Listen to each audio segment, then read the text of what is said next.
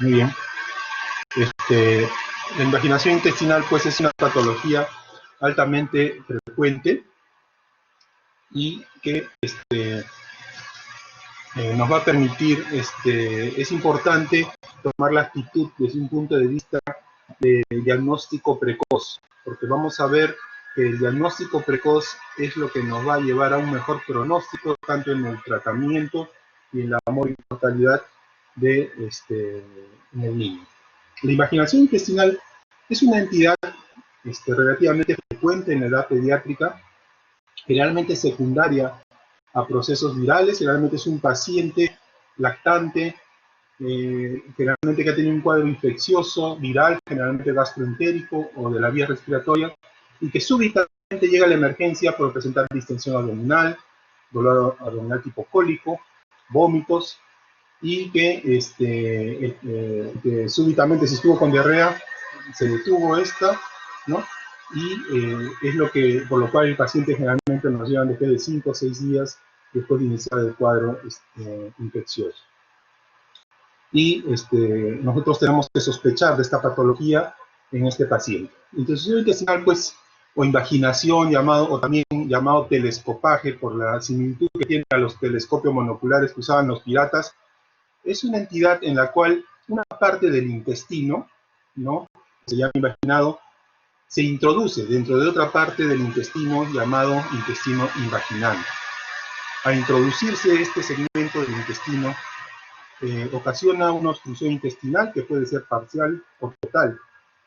Esta obstrucción va a producir un éstasis venoso que posteriormente va a condicionar una isquemia en el tejido, incluso puede ocasionar una translocación bacteriana, necrosis e incluso perforación intestinal. Entonces, generalmente esta invaginación intestinal, como vamos a ver en la etiología, suele tener una cabeza de invaginación. Llamamos cabeza de invaginación a una entidad que por su mayor espesor o tamaño actúa como inicio de esta invaginación y es lo que lleva el intestino invaginado hacia la zona invaginal del rectal.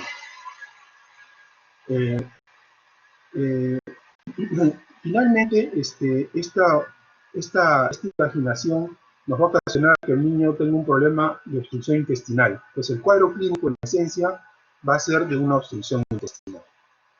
Esta invaginación puede ocurrir en cualquier parte del intestino, pero casi el 90% de casos es a nivel ileocecal, por diferentes razones, como después vamos a explicar, ¿no? Entonces, casi la mayoría ocurre. Tanto puede ocurrir también a nivel del colon, a nivel del ilio, o sea, hablamos de una invaginación ileocecal, una invaginación ileal, una invaginación colocolónica, que generalmente este tipo de localizaciones más raras ocurren generalmente en los niños mayores o adultos, donde generalmente la invaginación es debida a causa secundaria que ocasionó como cabeza de invaginación que se produzca este problema. En este esquema lo que podemos ver, pues, está esquematizado cómo el intestino invaginante o proximal se introduce dentro del intestino invaginado, que es en este caso es el ciego, el colon. Es aquí donde generalmente se ubica la mayor frecuencia de invaginaciones, ¿no? Vean ustedes cómo se introduce como si fuera un telescopio, ¿no? Por eso es que se le llama también telescopaje, ¿no? Generalmente es aquí, en la válvula cecal, porque el ciego tiene cierta fijación y el intestino delgado con mayor facilidad se introduce dentro de él, ¿no? Incluso puede llegar hasta el colon ascendente, transverso. E inclusive puede incluir el apéndice cecal, ¿no?, como parte de la invaginación. Pero también hemos dicho de que la invaginación intestinal también puede ser en otras partes del intestino. Acá tenemos, por ejemplo, una invaginación intestinal ilial, ¿no?, el intestino delgado, en la cual existe una cabeza de invaginación. Esta cabeza de invaginación puede ser en este caso como un pólipo intraluminal del intestino y que ocasiona la cabeza de que va a propulsar a que el intestino se invagine con mayor facilidad. Pero como vamos a ver, en la mayor parte de casos esta etiología no es idiopática, ¿no?, en la cual va a llevar este tipo de invaginación. Esta invaginación Como podemos ver, también jala parte de los vasos del meso que irrigan el intestino y por lo tanto va a producir una isquemia de la mucosa intestinal. Esta isquemia de la mucosa intestinal puede hacer que se desprenda en estados más avanzados y producir una deposición con sangre, que es uno de los signos más patognomónicos de esta patología, pero desgraciadamente es uno de los signos más tardíos, ¿no? Aquí en el figura del lado derecho tenemos una foto de una invaginación en la cual, como vemos, el intestino grueso, el intestino grueso introducido dentro del intestino grueso. Esta es la forma como se puede observar. ¿Por qué estudiamos la invaginación intestinal? Hay muchos temas en cirugía pediátrica, pero esta es una de las patologías que nosotros tenemos que aprender a detectar en forma temprana. Para poder detectar en forma temprana tenemos que saber, primero, que es bastante frecuente, primero, en qué grupo etario se presenta, ¿no? Y secundario, a qué es, ¿no? Generalmente este problema. Entonces, si nosotros estamos ubicados en el grupo etario, en el grupo de riesgo, nosotros más fácilmente vamos a pensar en esta patología cuando un paciente venga con esta simbología. Constituye pues esta la causa más frecuente de obstrucción intestinal y la segunda de abdomen agudo en la infancia, ¿no? Entonces vean que es bastante frecuente. Más o menos en diferentes estudios han detectado y prevalencias de tiene una incidencia entre 1.5 a 4 por 1000 nacidos vivos, ¿no? O sea, es una incidencia relativamente alta. Esta, como vamos a ver posteriormente, es estacional. O sea, esta incidencia varía en el año. Generalmente en épocas como verano o primavera, donde, generalmente es secundario a algunas enfermedades virales como gastrointestinales y respiratorias, van a ocasionar inflamación de un tejido linfoide en una de las capas de la submucosa intestinal y va a hacer que se ingrese esto a una entidad que se llama placas de Peyer, que va a hacer que actúe de cabeza de invaginación. Entonces, generalmente en épocas del año donde estas enfermedades virales, sobre todo gastrointestinales y respiratorias, secundarias a adenovirus o rotavirus, ¿no? Va a haber una mayor incidencia de estas casos de invaginación intestinal. Y a veces los podemos confundir con cuadros diarreicos o ilios post-diarrea. Entonces hay que saber hacer el diagnóstico en forma precoz. Esta es una enfermedad propia de la cama, ¿no? Casi el 90% de casos se presenta en menores de 2 años, teniendo un pico máximo de presentación entre los 6 y 18 meses de edad. Entonces, esta es la edad. Realmente es un niño previamente sano, sin un antecedente previo, donde súbitamente comienza con dolor cólico intenso, que se va agravando a medida que pasan la enfermedad avanza. Como les indiqué, esta enfermedad es estacional y generalmente está precedida de una enfermedad diarreica aguda o infección respiratoria. Estas son las que ocasionarían, aunque no se sabe muy bien cuál es la etiología en sí, ¿no? Ocasionarían la mayor frecuencia de causas de insuficiencia renal, que por lo menos sería el origen. Como les había mencionado, la invaginación intestinal, si las queremos clasificar, se clasifican en 2 grandes grupos: primarias o idiopáticas, en mi opinión mal llamadas idiopáticas, porque se ha descrito realmente qué es lo que sucede, y las invaginaciones intestinales, que generalmente se presentan en niños mayores y algunas en adultos inclusive, son las llamadas secundarias, que solamente son el 10% de los casos. Entre las causas primarias idiopáticas, estas ocurren generalmente en edad lactante, entre los 6 y 12 meses es su máximo pico de expresión de estas causas, ¿no? Están explicadas muchas veces secundarias a procesos de infecciones virales. Incluso en alguna oportunidad hubo una vacuna de rotavirus que se aplicó y después se suspendió en Estados Unidos, en la cual hacía que en la submucosa del ilio, del terminal, donde en el niño hay tejido linfodeo en mayor cantidad, en mayor proliferación, harían que este tejido linfoide se engrosara en la pared intestinal, ¿no? Estas placas, formando lo que se llama las hipertrofia de placas de Peyer. Estas placas de Peyer pues, al engrosar la pared, actuarían como cabezas de imaginación. He aquí que se explica cómo es que estas placas de Peyer podrían actuar de cabezas de imaginación y generalmente son iliocefales. Generalmente este tejido linfoideo generalmente se ubica en el acante en mayor cantidad en la región del ilion terminal, aunque también podemos encontrarlo en amígdalas, en faringe, incluso en el apéndice cecal. Pero es aquí donde actuaría esta etiopatogenia de las placas de Peyer. Posteriormente vamos a ver una foto, ¿no?, la cual actuaría como cabeza de imaginación en estos casos de imaginación intestinal primaria o idiopática, ¿no? Estas placas de Peyer pues actuarían, ahí se producen muchas inmunoglobulinas, inmunoglobulina A, actuarían en la inmunidad intestinal, ¿no? Y interfieren secundariamente a un proceso infeccioso, se engrosarían y actuarían como cabezas de imaginación. De entre las causas secundarias, la más frecuente de estas es el divertículo de Metter. El divertículo de Metter es una malformación del ilion a más o menos a 90 centímetros de la válvula cecal. Es un divertículo, una pseudocavidad en el borde antimesentérico. Muchas veces se puede inflamar y puede ocasionar causa también imaginación. Hay otras causas, ¿no? Pólipos, tumores, generalmente causas tumorales, ¿no? El apéndice también puede ser cabeza de invaginación, se ha descrito. Y algunas enfermedades hematológicas que producen también hipertrofia de la mucosa, ¿no? Por vasculitis, como la enfermedad púrpura Henoch-Orenheim, el síndrome hemolítico, también al engrosar la pared también actuarían como cabeza de invaginación. Entonces, en estas enfermedades, en un paciente, ¿no?, donde presenta un cuadro lactante o mayor de 2 años inclusive, presenta un cuadro de obstrucción o pseudoobstrucción intestinal, tenemos que sospechar de una invaginación intestinal. Bueno, hay otras causas como hematomas, duplicación intestinal, otra malformación, generalmente se presentan en forma de quistes en el borde mesentérico del intestino y también actuarían como cabezas de imaginación. Cuerpos extraños, más raro, fibrosis quística también es otra causa frecuente en niños. Y en adultos, sobre todo, se presenta ya por tumores, cánceres, ¿no? Como linfomas, ¿no?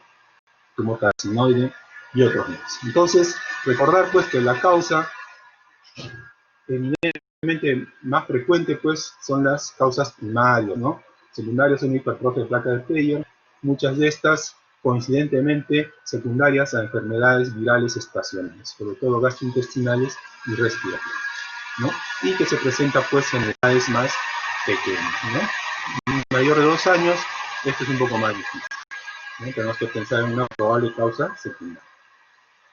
Muy bien, una vez que hemos definido el cuadro de invaginación intestinal y hemos intentado clasificar estas enfermedades, nos vamos a ver cómo es que se presenta el cuadro clínico intestinal.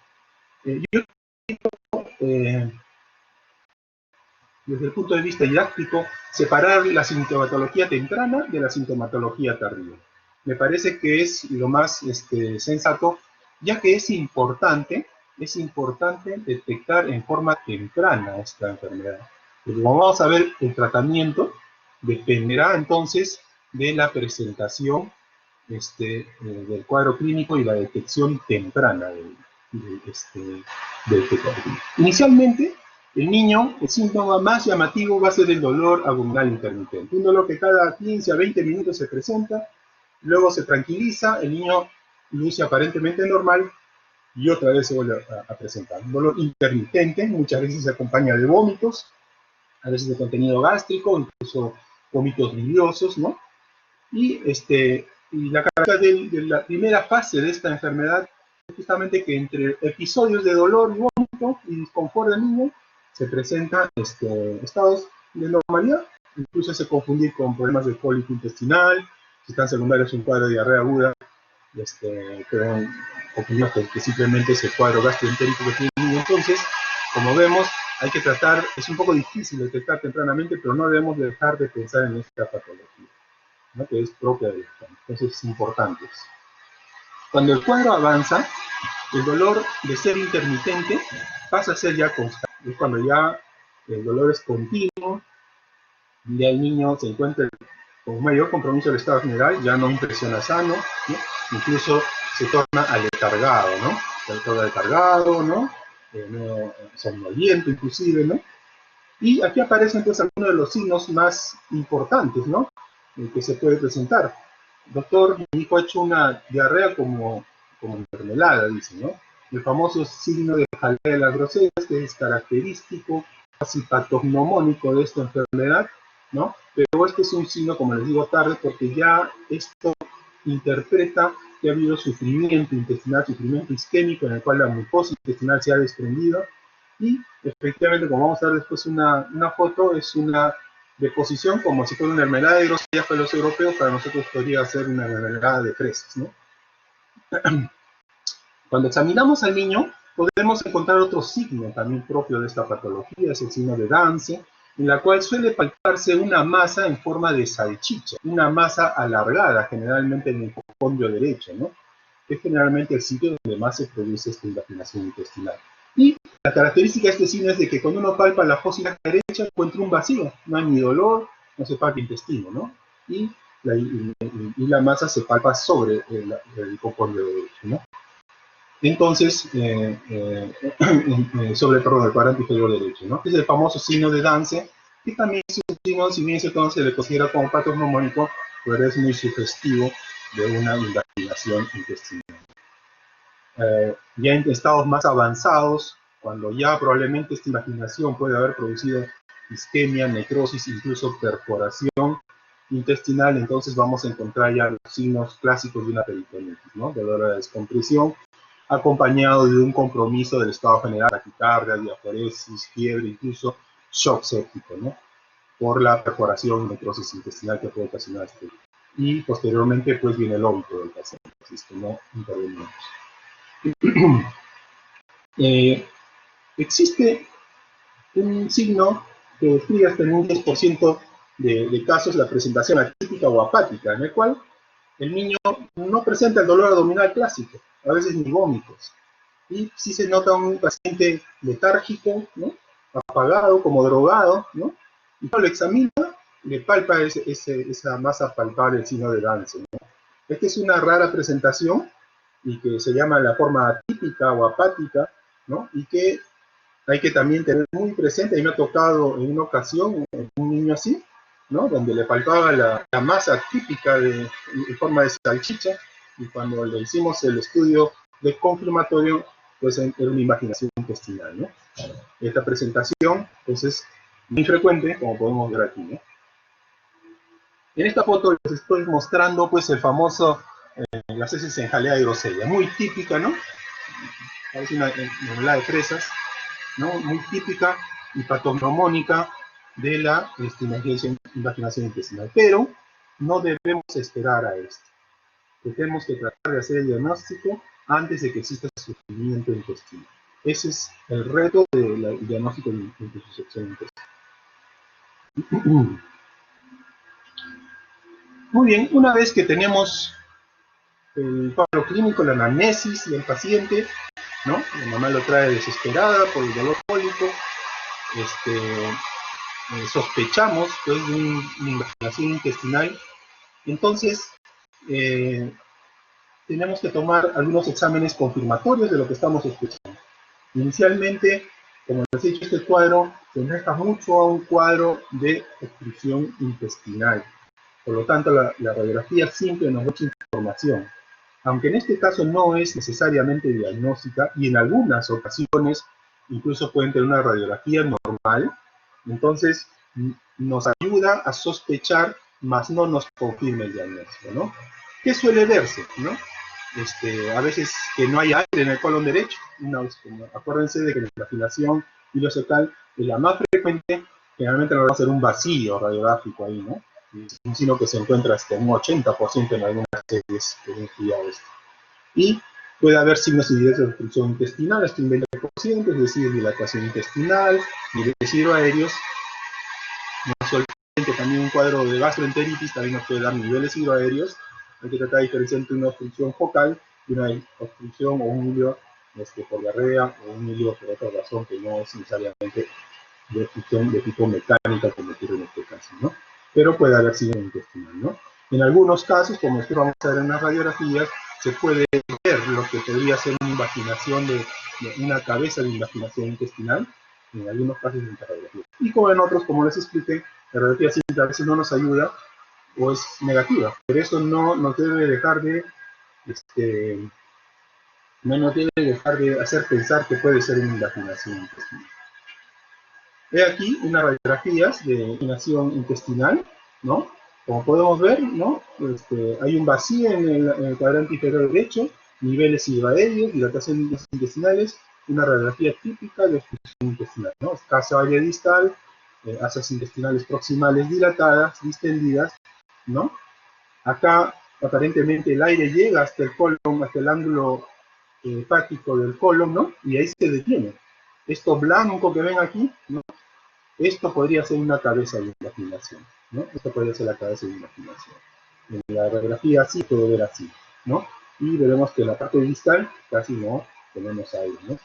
Igual en la tercera radiografía, de igual manera, ¿no? Vemos también una imagen blanca, ¿no? Escaso aire en el colon, en el colon, en el ciego y en el colon ascendente, ¿no? Y esta imagen, ¿no? Blanquecina que podría corresponder a la parte invaginal. Entonces, la radiografía simple, si bien es cierto, vamos a diagnosticar, sí nos permite realizar una sospecha de acuerdo a los antecedentes de nuestro paciente que vamos a ver.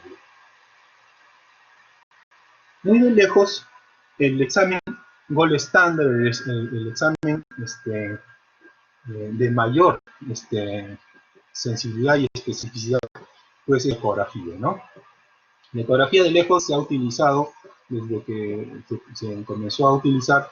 Ha sido ideal para unos casos en cirugía pediátrica, ¿no? Acuérdense que el niño es un paciente que a veces es un poco difícil el diagnóstico, el examen físico, porque no colabora, ¿no?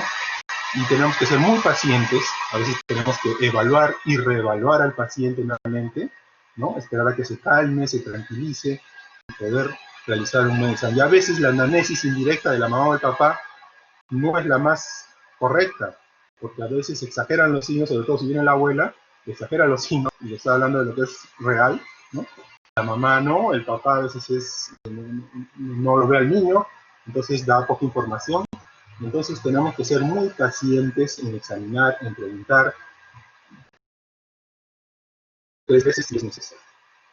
La ecografía es un examen no invasivo, ideal, ¿no? Para estos casos se pueden hacer otros estudios, pero la ecografía creo que es el estudio más inofensivo que se puede hacer en un ecografista con entrenamiento.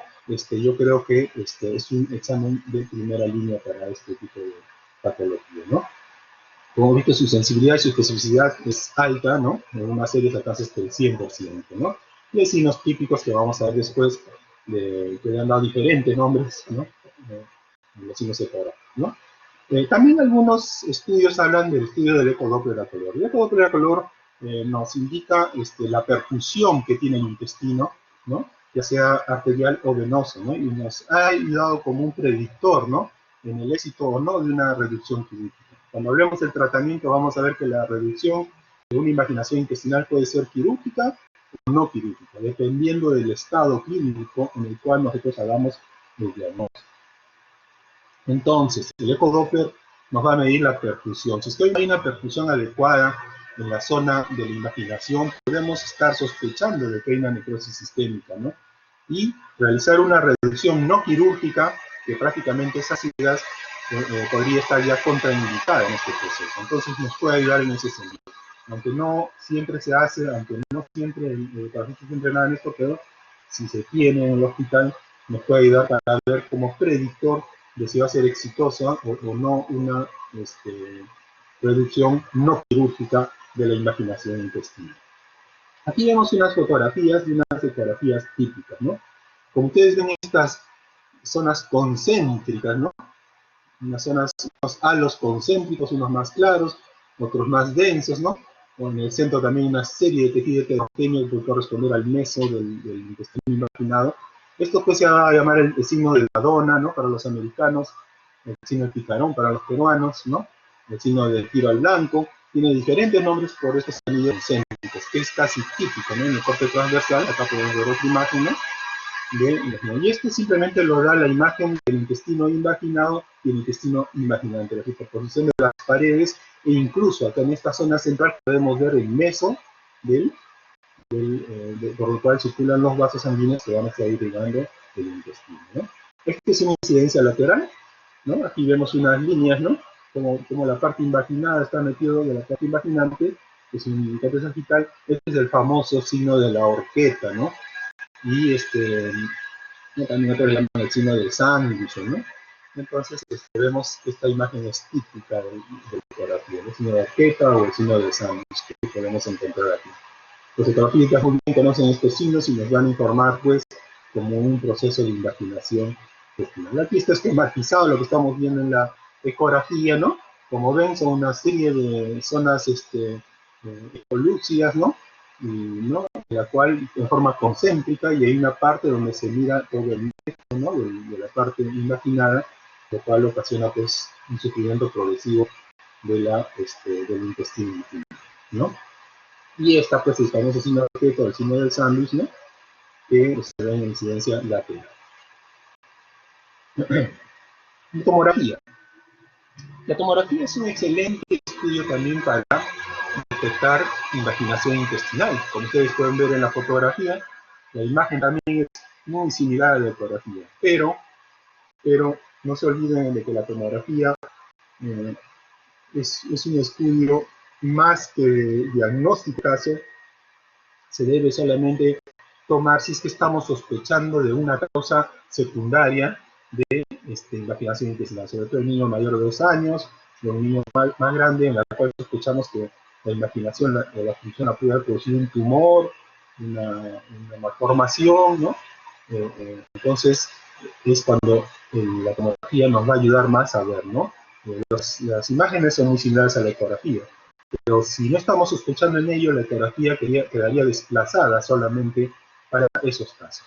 No es recomendable, y es un examen que hay que hacerlo emite una gran radiación, ¿no? Y a veces quizás estudios contrastados, entonces ya no es un método tan poco invasivo como la química. Entonces solamente en estos casos debemos solicitar una tomografía. Muy bien, una vez que tenemos el diagnóstico confirmado como nuestro cuadro clínico, nuestra ecografía, vamos a pasar al tratamiento.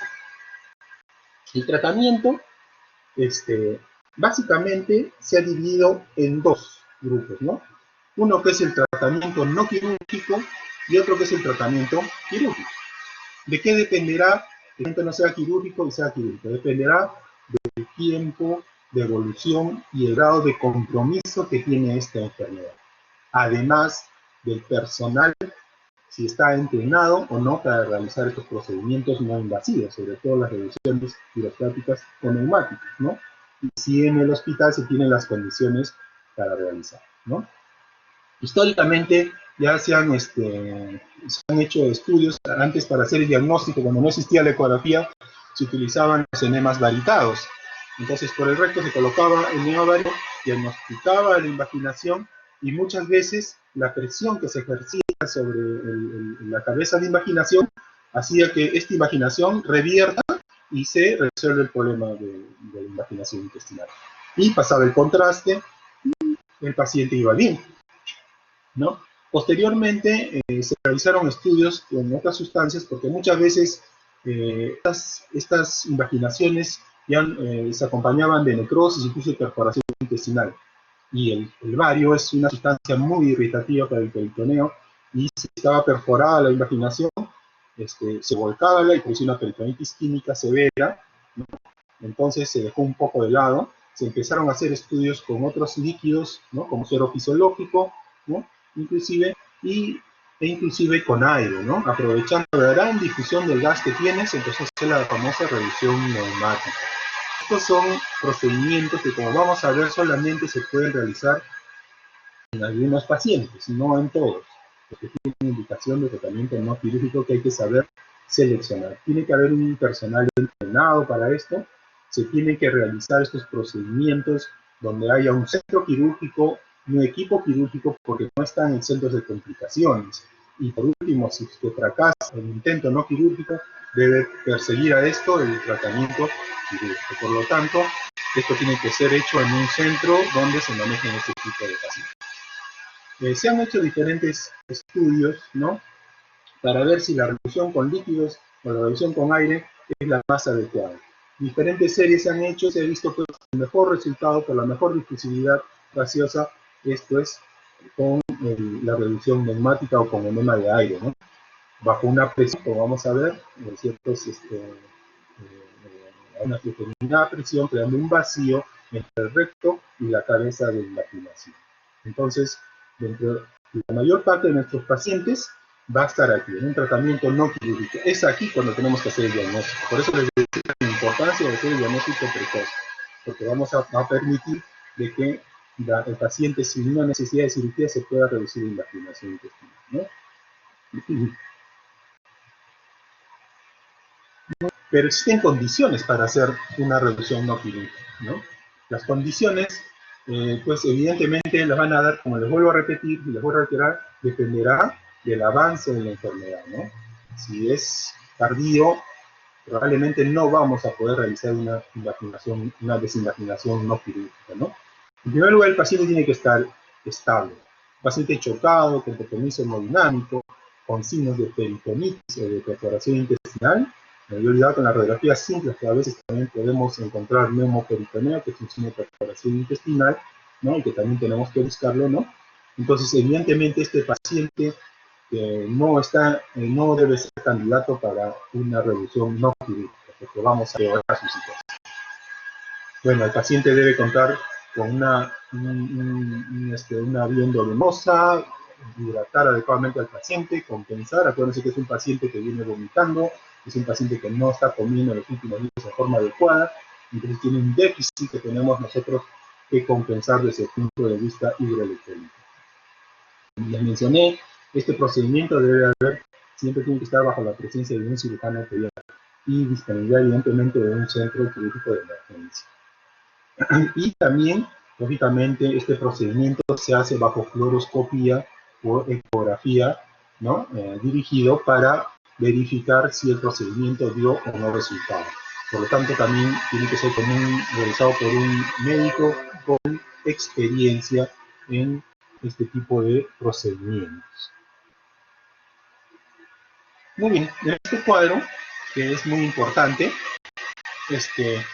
he tratado de traerles acá cuáles son las contraindicaciones para una revisión no quirúrgica.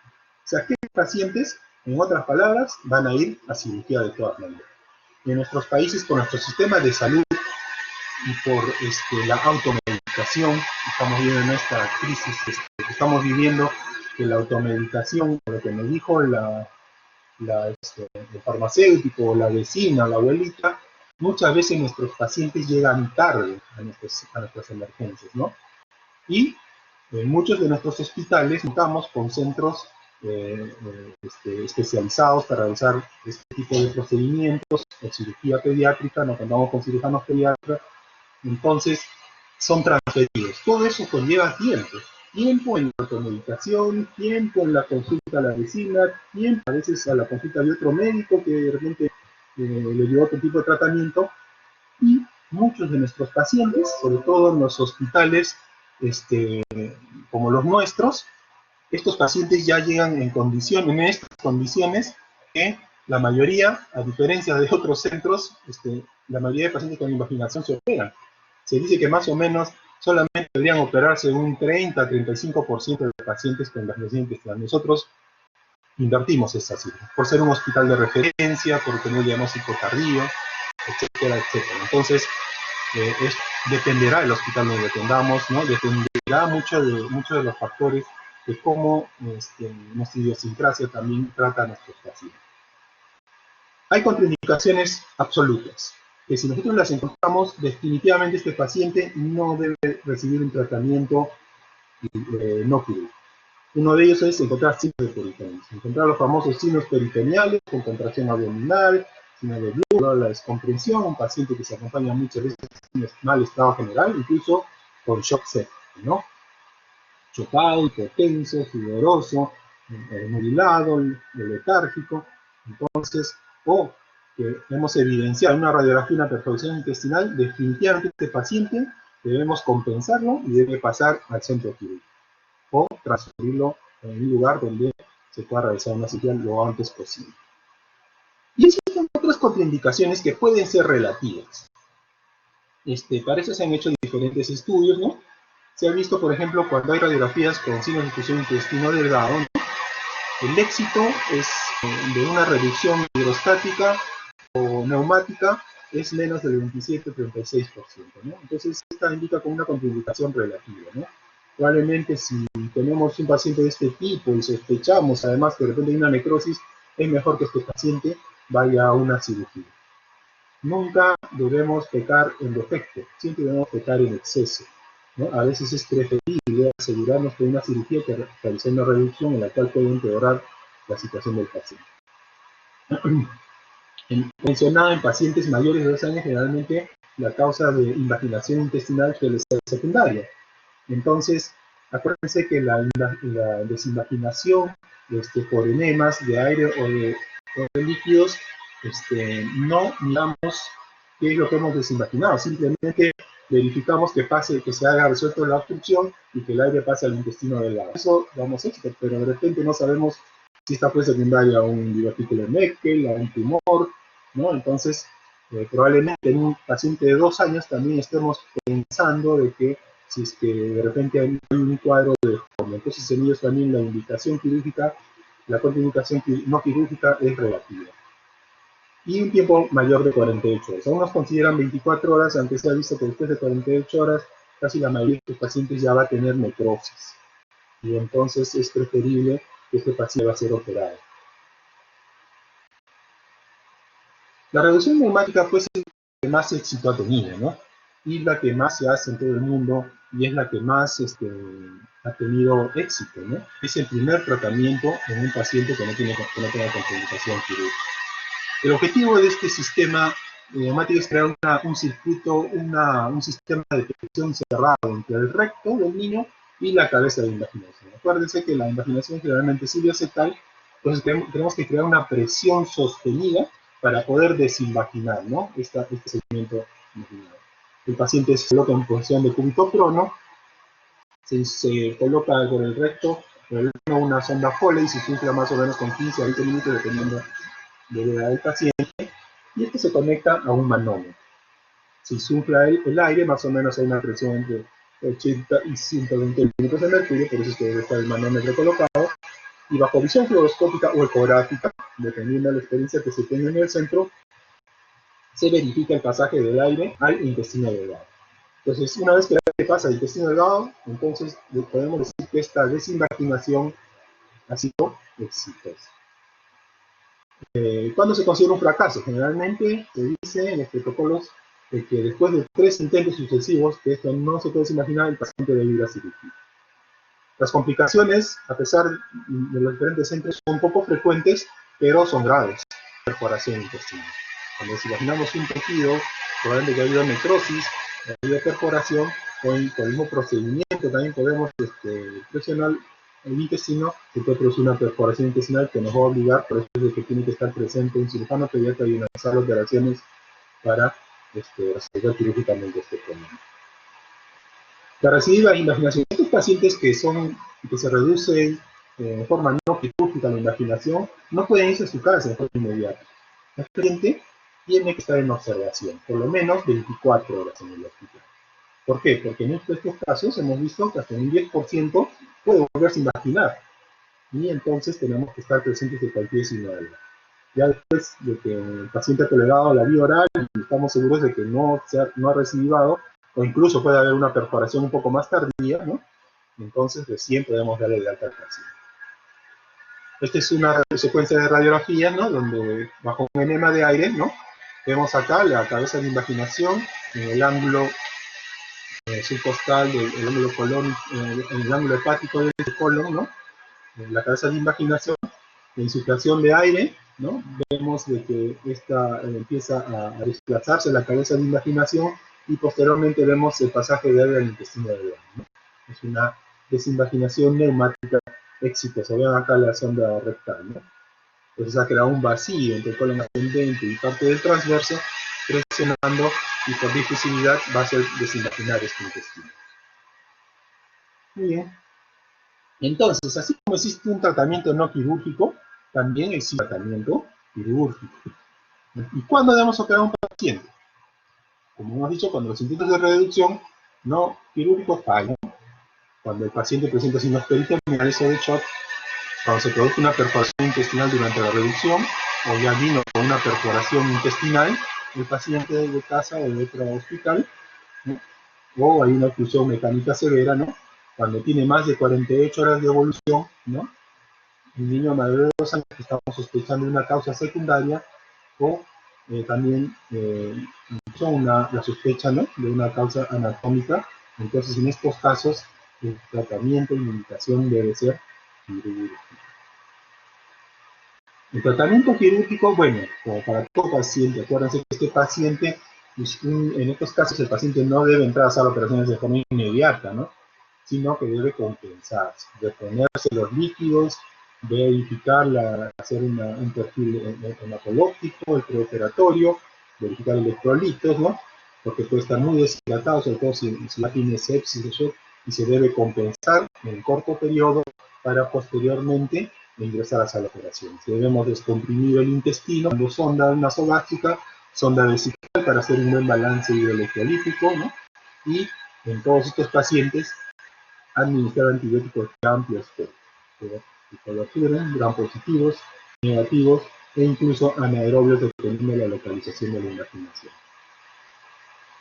El tratamiento quirúrgico, pues, como vamos a ver, puede ser la laparotomía exploratoria y la desinvaginación intestinal, ¿no? Pero también hay el tratamiento laparoscópico, que hoy en día se está teniendo en boga. Entonces, generalmente se realiza una inserción transversa umbilical derecha, porque generalmente se sitio de invaginación, y cuando encontramos la invaginación, realizamos una especie de ordenamiento suave y sostenido para bajar el edema. Acuérdense que estos tejidos invaginados, dependiendo de la hora, del tiempo que han tenido invaginados, se dematizan, se hinchan. Entonces hay que tener con la mano izquierda del operador, presionando para bajar el edema intestinal. Y con la mano derecha hace una tracción suave. Y esto a veces puede demorar un rato, puede demorar unos 2 minutos, no hay que desesperar. Si nosotros traccionamos bruscamente, podemos provocar una ruptura del intestino y una perforación. Y una cirugía que probablemente solamente iba a consistir en desinvaginar este proceso, terminamos en una resección intestinal, ¿ya? Entonces, se hace una presión con una mano y una tracción suave, con mucha paciencia. Aquí ya está reducido. Esto que ven deprimido es el signo del dedo, ¿no? Esta es una placa de Peyer hipertrofiada. La placa de Peyer que habíamos conversado, donde el tejido linfoide que está en la submucosa se engruesa, ¿no? Si ustedes lo tocan esto y está acartonado, engrosado como si fuera una moneda. Y esto actúa en este caso como cabeza de invaginación. Como vean, el intestino está bien perfundido, ¿no? Y termina la cirugía, ¿no? Verificamos de que no haya tejido necrótico, perforación, verificamos que no haya una causa secundaria y termina la cirugía. Pero en algunos casos, la desinvaginación no se puede. Y a pesar del tiempo no podemos. Entonces hay que realizar una resección intestinal y una anastomosis intestinal. O cuando hemos reducido, vemos que hay un tejido necrótico o perforado, también tendremos que realizar la resección, ¿no?, y la anastomosis término-perineal. Cuando el apéndice está metido ahí también hay imaginación y hay compromiso inflamatorio, es recomendable también hacer la apendicectomía incidental. La cirugía laparoscópica pues también ha cobrado boga en este tipo de patología, ¿no? Y también se ha utilizado sola o en algunos casos se está realizando conjuntamente con una reducción neumática de aire, ¿no? Entonces permite bajo visión laparoscópica, ¿no?, verificar la reducción neumática ayudado por las pinzas de laparoscopio, ¿no? Entonces definitivamente la cirugía laparoscópica está tomando también boga, cirugía que produce menos dolor, menos tiempo de hospitalización, es más estética, tiene ventajas. La desventaja es que tiene que ser en un centro adecuado, tiene que haber un entrenamiento quirúrgico y los equipos adecuados para realizar esta. Muy bien, hasta aquí hemos terminado la parte de invaginación y introducción intestinal. ¿Existe alguna pregunta?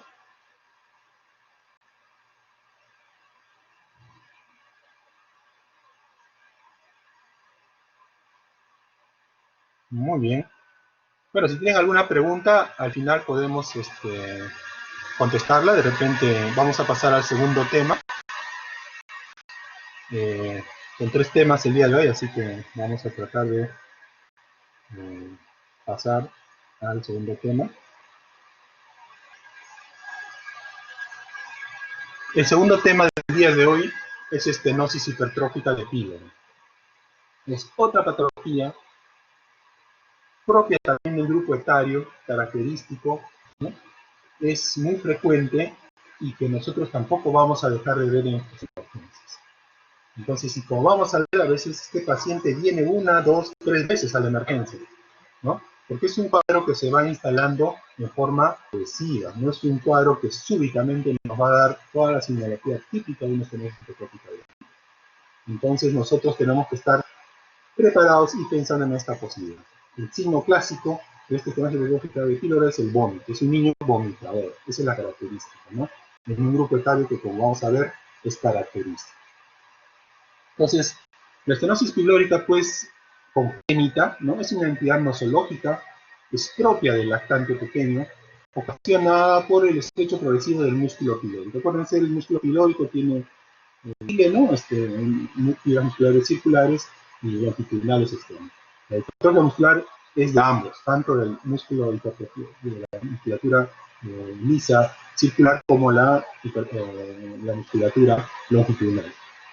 Y esto es en forma progresiva, lo cual va a ocasionar una obstrucción a la salida del contenido gástrico y que va a conllevar pues a vómitos postprandiales al inicio en ocasiones y posteriormente van a ser muy seguidos y con el tiempo el paciente va a ir comprometiendo su estado general. Como les dije, esta patología es propia de una etapa etaria muy característica, generalmente entre la 3ª y 6ª semana de vida. Ahí está la máxima periodo en el cual se va a producir este fenómeno. En cualquier niño vomitador, a esta edad no tenemos que dejar de pensar en la estenosis hipertrófica del pie, ¿no? Esta pues es la principal causa de cirugía en menores de 6 meses y la segunda en menores de 2 meses. Esa no es infrecuente. Como vemos también su incidencia es de 1 a 4 por 1000 nacidos vivos, es decir, es bastante frecuente. Recordemos pues de la anatomía macroscópica del estómago, ¿no? En la cual tenemos el fundus gástrico, ¿no? Que está sobre el cardiac, ¿no? La salida cardíaca, el cuerpo del estómago, luego viene la parte del vestíbulo o el antro, ¿no? Y posteriormente viene un segmento que se llama el antro pilórico, donde está este músculo pilórico. El músculo pilórico, pues, es un esfínter, ¿no? Que ayuda a que el vaciamiento gástrico se retarde y pueda producir la fase de digestión hasta producir el quimo y luego dejar pasar de forma progresiva al intestino los nutrientes para continuar con la digestión. Es aquí, pues, donde ocurre esta enfermedad, ¿no? Que es un corte lateral transversal. Generalmente este píloro tiene, ¿no? Un espesor muscular que vemos acá en el color más oscuro, de menos o igual de 3 milímetros de espesor, ¿no? Tiene un diámetro pilórico, que es este que lo vemos aquí, que más o menos menor o igual de 14 milímetros, y tiene una longitud, ¿no? Que va desde la zona gástrica hasta la zona duodenal de la primera porción, de más o menos de 16 milímetros, ¿no? De longitud. Entonces son más o menos las características normales del píloro. Es aquí donde va a ocurrir esta enfermedad. Es aquí donde esta musculatura, y también existen otros cambios histológicos, ¿no? Que se han visto a la microscopía, donde va a producirse este problema. Entonces vemos acá en una incidencia normal, ¿no? El píloro con un diámetro longitudinal corto, ¿no? Con un espesor muscular de 3 milímetros, y acá vemos una hipertrofia pilórica. Vean cómo se ha hipertrofiado el músculo, ¿no? Tanto en el espesor de la pared como también las fibras longitudinales. Se ha estrechado y se ha alargado el conducto pilórico, ¿no? Esta es la etiopatogenia de la hipertrofia pilórica, ¿no? Y eso va a ocasionar una subobstrucción a la salida del estómago y va a ocasionar el síntoma principal, que va a ser el vómito de contenido gástrico o láctico, ¿no? Existe en la histopatología, se han encontrado pues, cambios, ¿no? No solamente en las fibras musculares, donde hay un engrosamiento. Parece que la hipertrofia es cuando hay un crecimiento, un engrosamiento de la célula, ¿no? Incluso se ha encontrado hiperplasia en algunos casos, ¿no? En los cuales no solamente hay también aumento del número de celularidad, ¿no? También se ha encontrado que hay hiperplasia de la musculatura lisa, circular, no solamente de la circular, sino también de la longitudinal, ¿no? Aumento de fibronectina, elastina, colágeno, fibroblastos, y una serie de condiciones que hacen que se encuentran fibras nerviosas engrosadas, precoces, que hace que este estrechamiento se instale en forma progresiva. Esta es una imagen topográfica de dónde está ubicado el píloro.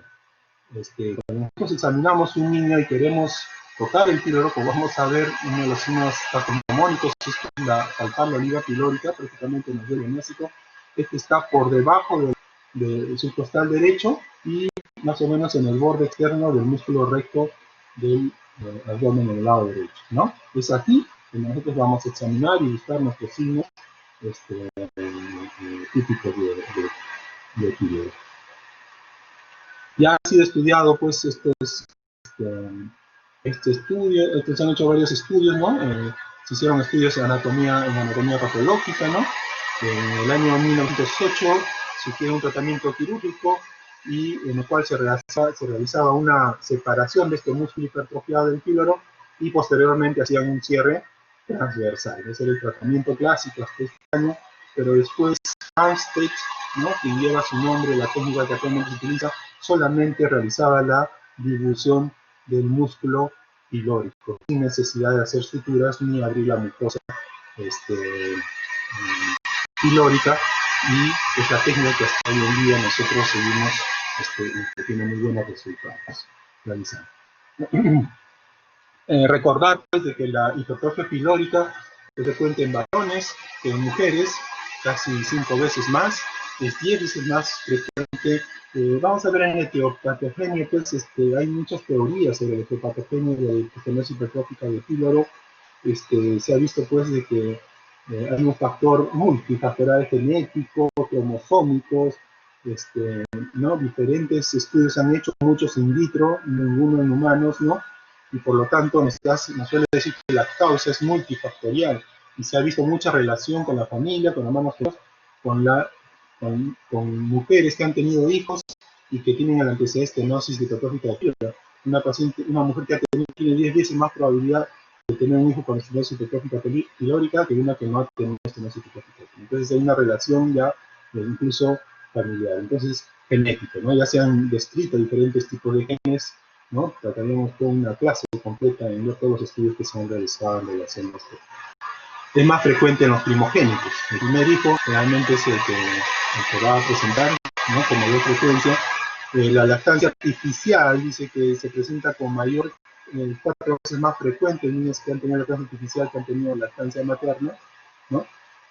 El uso de antibióticos, sobre todo macróleos, en las primeras 2 semanas de vida, o que las madres han utilizado antibióticos durante la lactancia, aumentan el riesgo de estenosis hipertrófica de píloro, sobre todo con la oxitocina y la acitromicina. El tabaquismo durante el embarazo también duplica las posibilidades. Esto quiere decir que no solamente hay factores genéticos identificados, ¿no? Sino también que hay factores ambientales que condicionarían o que precipitarían estos factores genéticos. Las transformaciones congénitas asociadas no está exenta de la estenosis hipertrófica pílora, se encuentran hasta un 6 al 20%, sobre todo atresia esofágica, malrotación intestinal y problemas de urología. Como les decía, se han detectado diferentes causas, no causas, sino factores que se han encontrado en estos pacientes, y ninguno de ellos se ha demostrado de que sean causantes directos, y sí se acepta de que es, por lo menos hasta el día de hoy, que sea un factor multifactorial. Se han detectado múltiples genes, ¿no? Entre ellos, uno de los más importantes es el gen NOS, ¿no? Que tiene que ver con una enzima que es la óxido nítrico sintetasa, la cual estaría menos activa en estos pacientes con este gen, ¿no? E inclusive se ha visto en estudios anatomopatológicos de que la cantidad de receptores para el óxido nítrico, ¿no?, en el píloro estarían disminuidos. El óxido nítrico actuaría como un relajante del músculo liso pilórico, que al no tener suficiente cantidad de óxido nítrico, el músculo pilórico se contraería y a la larga produciría hipertrofia muscular. Estos genes, ¿no?, y este número y receptores, ¿no?, que se han encontrado en estos pacientes, estaríamos hablando pues de que es multifactorial, ¿no? Hay unos factores ambientales, se ha visto que en las mamás que tienen un aumento de la secreción de la hormona de la gastrina, ¿no?, que aumenta la acidez gástrica. También en estos pacientes habría un mayor espasmo en su niño a nivel de píloro, lo cual condicionaría también hipertrofia. Y así hay una serie de factores genéticos, ambientales, que explicarían de alguna manera, aunque ninguno es preciso. Habíamos hablado de que la lactancia artificial, pues, se presentaban con mayor frecuencia en niños que habían recibido lactancia materna, tal vez porque se ha visto pues, que este elemento, el péptido vasoactivo intestinal, que está presente en la lactancia materna, produce relajación del músculo pilórico, ¿no? Entonces, cosa que no tiene la leche artificial, y por lo tanto también se dice que la lactancia podría tener un factor protector para el fenócito hipertrófico de píloro, ¿no? Muy bien, una vez tenemos los antecedentes de esta patología, vamos a ver el cuadro clínico. Al igual que en invaginación intestinal, acá hay que distinguir dos tipos de cuadro clínico: el inicial y cuando ya el paciente está arriba. No se olviden de que la estenosis hipertrófica de pílora es de instalación progresiva, ¿no? Entonces no es un cuadro que de la noche a la mañana se va a presentar con toda su epidemiología. Entonces a veces ha pasado por el pediatra, por el emergencista, y ya cuando está descompensado recién pensamos en que es una estenosis hipertrófica del pílora. En la fase inicial, llamada también compensada o espasmódica, ¿no?, generalmente es un niño vomitador, vomita la leche en forma y vomita la leche, ¿no? Y cuando vomita la leche, el paciente se tranquiliza, se calma, ¿no? A veces hay una sensación de disconfort gástrico en estos niños, ¿no? Aerogastia, con mucho aire, ¿no? Muchas veces se confunden en forma temprana con regurgitación, ¿no? Y dicen, el niño probablemente tiene un reflujo gastroesofágico que a esta edad puede ser fisiológico, ¿no? Entonces, los confundimos, le damos gotitas para los gases, le cambiamos de leche, y el paciente la siguiente semana regresa otra vez. Al avanzar, el niño aparentemente, se encuentra un niño aparente de buen estado general. Ustedes van a ver el paciente pilórico, es un paciente eutrófico, gordito, hambriento, vomita y sigue teniendo hambre, ¿no? Sigue teniendo hambre y por eso come. Y por eso este niño al inicio compensa, porque acuérdense que es una estenosis, no es una obstrucción, entonces algo de la leche pasa y el resto lo vomita. Y los vómitos al inicio no son tan frecuentes. De 6 lactadas puede vomitar 2 o 3 lactadas. Entonces al inicio el cuadro no es tan claro y hace confundir con otros cuadros como la mala técnica de lactancia, como la alergia a la leche, un cuadro gastroentérico, gases, etc., ¿no? Sin mismo en forma temprana, estos niños pueden hacer ictericia, sobre todo a predominio indirecto, ¿no?, por una disminución de la producción del calcio. Entonces, esto puede encontrarse, ictericia es lo que puede encontrarse, pero con muy poca frecuencia. En esta etapa inicial, cuando examinamos al niño, podemos encontrar diferentes signos, ¿no? Un signo que que yo lo he visto con mucha frecuencia, es cuando nosotros inspeccionamos el abdomen, vamos a ver pues el famoso signo de Kussmaul. ¿Qué es el signo de Kussmaul? Es la visualización de la rectación gástrica por la obstrucción pilórica, ¿no? Acá lo tenemos en la foto, ¿no? Miren cómo se van formando estas ondas peristálticas que van de izquierda a derecha y de arriba hacia abajo. Acuérdense que topográficamente el píloro está más o menos en esta zona.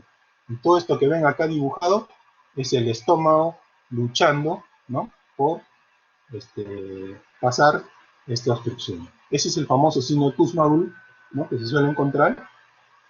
Cuando nosotros palpamos esas ondas, a la palpación le llamamos el signo de Bovereck, ¿no? Que también es otro signo que puede encontrarse en forma temprana cuando el estómago está espasmódico y luchando contra esta función, ¿no? Y cuando nosotros auscultamos, porque cuando auscultamos como un contenido retenido, líquido, ¿no? Un bazuqueo.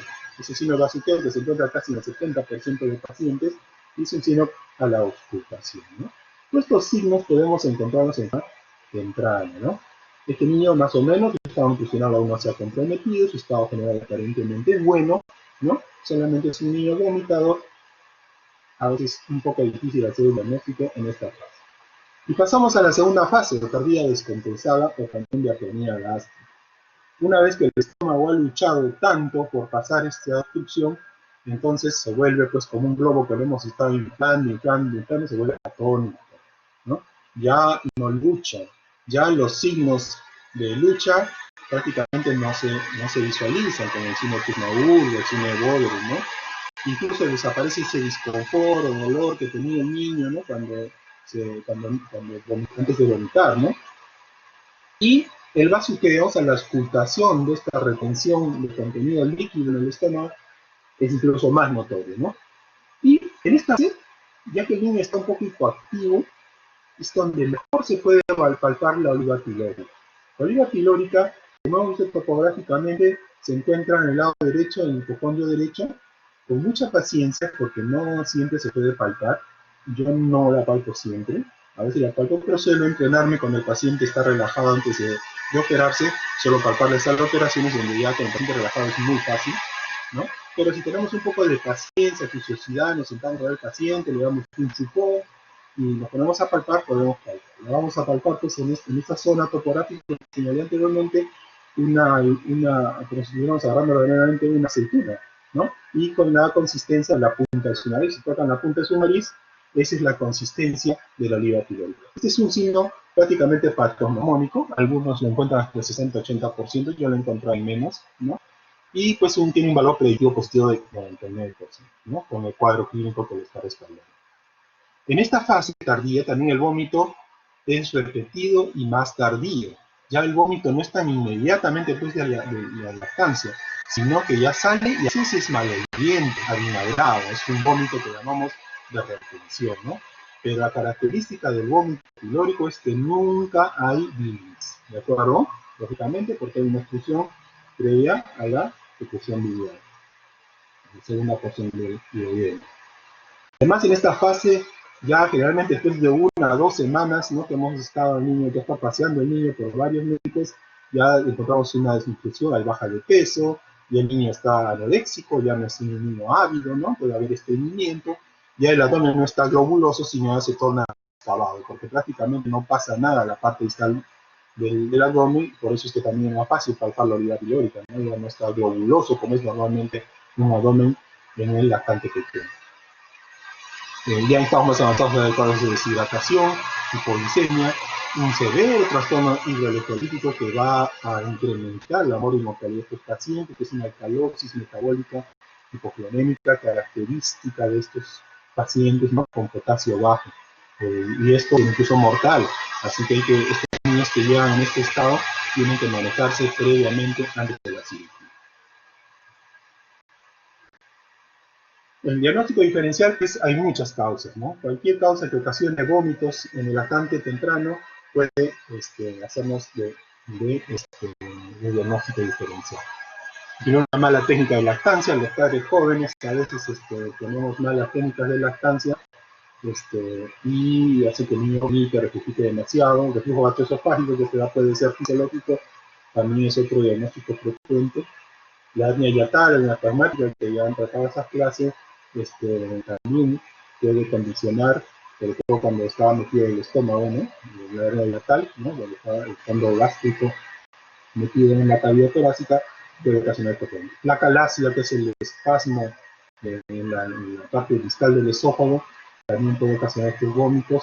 Y los más frecuentes cuadros que ocasionan diagnóstico clínico es el piloespasmo, ¿no? Ese es primario o secundario, algunos fármacos que dan un piloespasmo y producir el cuadro muy similar, pero cuando se resuelve el problema también. la estenosis duodenal, o membranas incompletas del duodeno, ¿no? Pueden también ocasionar, ¿no?